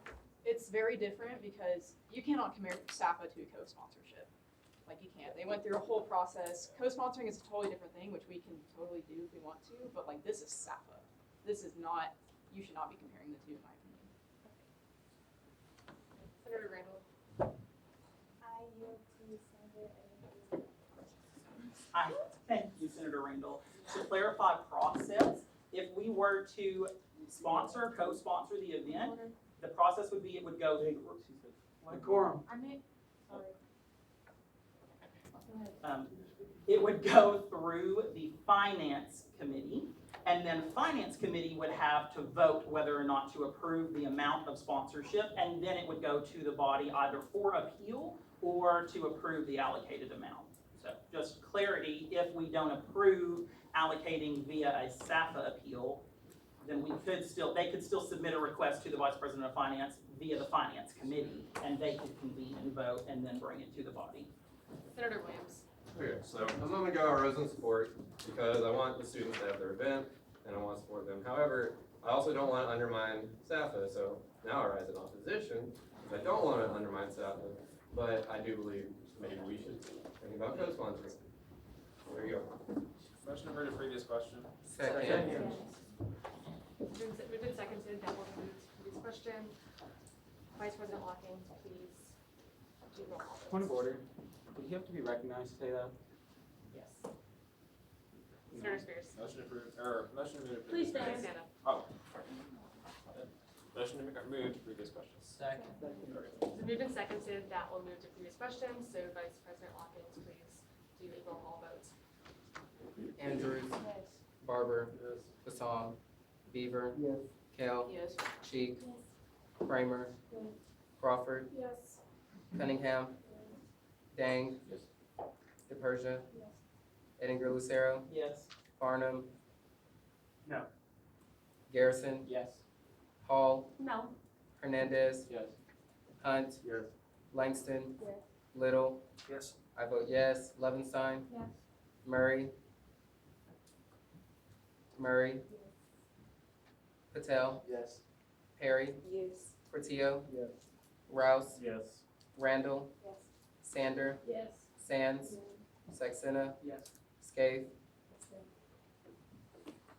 Spears. Yes. Spites. Yes. Teeter. Yes. Van Ash. Van Brunt. Yes. Bolano. Yes. Wesley. Yes. Williams. Yes. Woodruff. Yes.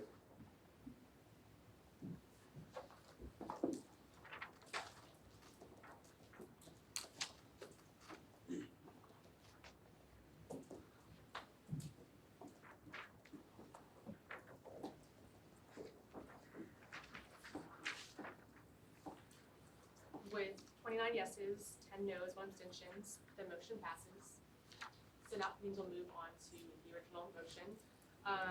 So we'll actually, moved and seconded that UCSGA allocate no more than 1,000 all funds garnered from the reserve account to students for the propagation of Black culture. And roll call vote, Vice President Watkins. Andrews. No. Barber. No. Beaver. No. Kale. No. Cheek. No. Kramer. Yes. Crawford. No. Cunningham. Yes. Dang. No. DePersia. Yes. Edingur Lucero. No. Farnham. No. Garrison. Abstain. Hall. Yes. Hernandez. Yes. Hunt. Langston. No. Little. No. I vote no. Levenstein. No. Murray. Yes. Patel. No. Perry. Abstain. Portillo. Yes. Rouse. No. Randall. No. Sander. No. Sands. Saxena. No. Scaife. Abstain. Spears. No. Spites. No. Teeter. No. Van Ash. No. Van Brunt. No. Bolano. No. Wesley. No. Williams. No. Woodruff. No.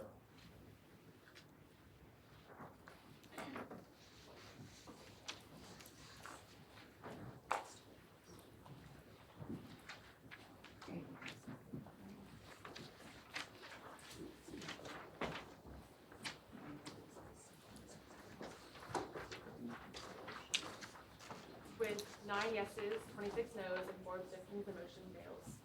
Is there any more new business? Senator Edingur Lucero. I move that the UCASGA maintain the SAFA allocation to the African Student Association as outlined by the SAFA committee. Second.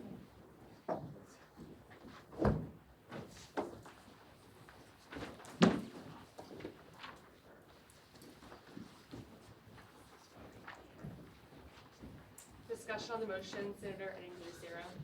So this motion is just to maintain what has been allocated by the SAFA committee to the African Student Association. Is there any further discussion on the motion? Senator Kramer? Please stand. This is the appeal that we discussed last week, right? Yes. Yes. Yes. Is there any further discussion on the motion? Motion passed by unanimous. Point of order, Since it's finance, finance. we can't. Point of order, we're maintaining, so I believe we are allowed to approve by unanimous consent. It's still a financial Objection, allocation. we're not, excuse me, point of order, we are not appropriating the funds until the SAFA is ratified in later motion. This is not appropriating any funds. It's just, it's just stating your maintaining. Senator Hall? He's right. Okay. There's a motion to approve by unanimous consent. Second. Motion passes. Senator Spears. All right. In accordance with SGA Constitution, bylaws, and special rules of order, hereby notice is hereby given for SB 009, SGA Election Information Procedure Movement Act, will be presented, as well as SB 008 next week. Is there any more new business? Senator Van Brunt. I move that SGA maintains the budget of the RSO, or titled SciGuy SAFA Budget Request Appeal, and I move that SGA maintains the budget of the RSO SAFA appeal, keeping the allocated amount at 2050. Second.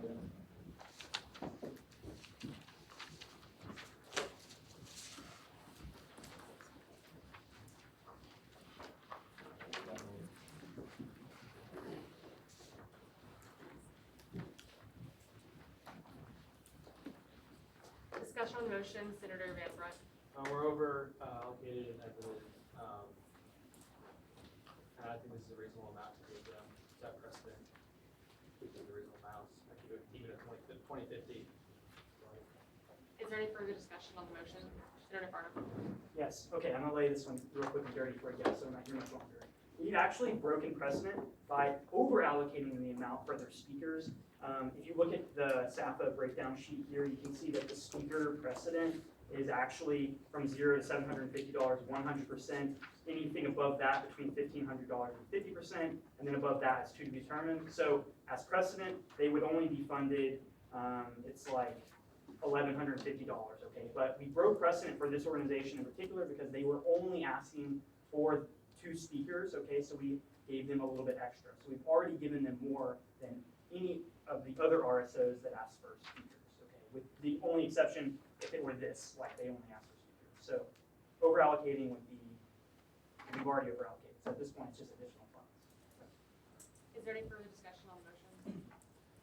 Motion to approve by unanimous consent.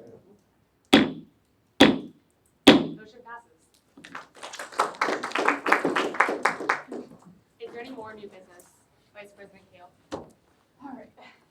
I move that in accordance with the Finance Committee, the UCASGA allocate $120,594.97 as heard and deliberated upon by the SAFA Committee for the spring of 2020, funds withdrawn from the SAFA account. Second. Discussion on the motion, Vice President Kale. We're ratifying it, no more appeals. This is the amount that was allocated, it's on the spreadsheet, all that. Thank y'all, y'all did amazing. Yes. Senator Wesley. A little bit ago, didn't we add on the 1,700? That's from the reserve account. Oh, okay, cool, thanks. Is there any further discussion on the motion? Okay. It's been moved and seconded that in accordance with the Finance Committee, UCASGA allocates $120,594.97 as heard and deliberated on by the SAFA Committee for the spring of 2020, funds withdrawn from the SAFA account. Vice President Watkins, please call the roll. Andrews. Yes. Barber. Yes. Beaver. Yes. Kale. Yes. Cheek. Yes. Kramer. Yes. Crawford. Yes. Cunningham. Gang. Yes. DePersia. Yes. Edinburgh Lucero. Yes. Farnham. Yes. Garrison. Yes. Hall. No. Hernandez. Yes. Hunt. Yes. Langston. Yes. Little. Yes. I vote yes. Levenstein. Yes. Murray. Yes. Patel. Yes. Perry. Yes. Portillo. Yes. Rouse, Yes. Randall, Sander, Sands, Saxena, Yes. Scape, Yes. Spears, Yes. Spites, Yes. Teeter, Yes. Van Ash, Yes. Van Brunt, Yes. Milano, Yes. Wesley, Yes. Williams, Yes. Woodruff, Yes.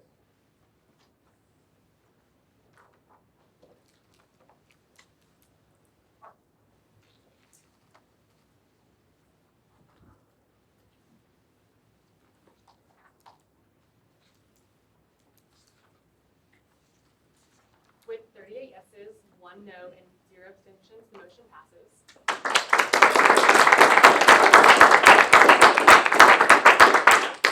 Is there any more new business? Are there any announcements? Senator Spears?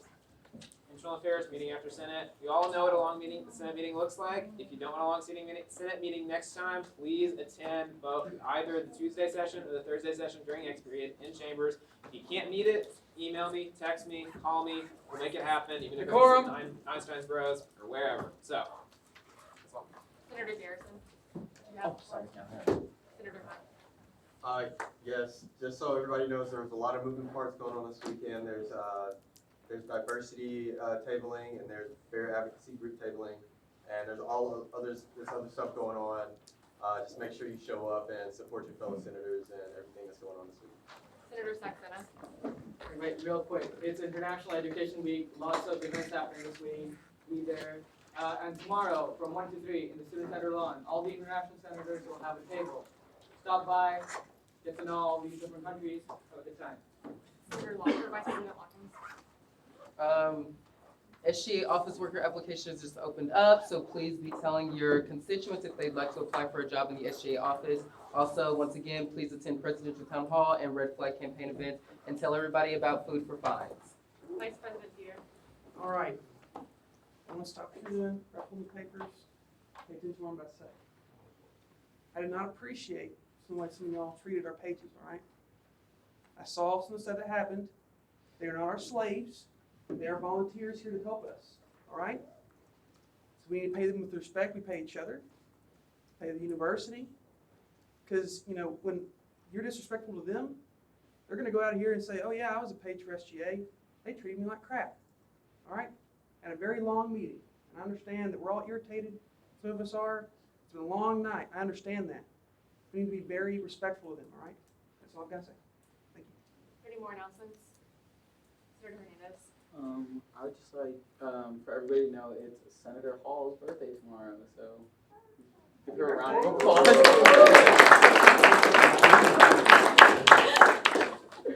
All right, thank you. Are there any more announcements? I have one actually.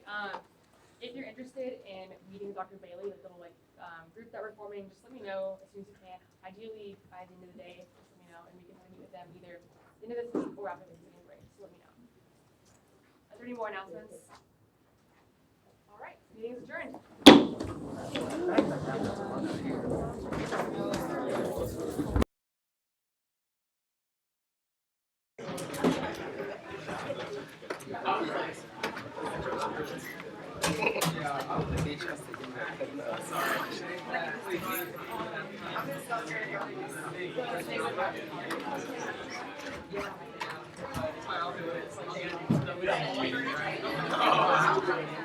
We'll have a favorite meeting.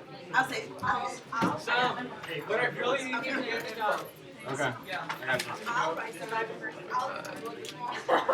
Better be. We'll see what happens. Yeah, we'll see.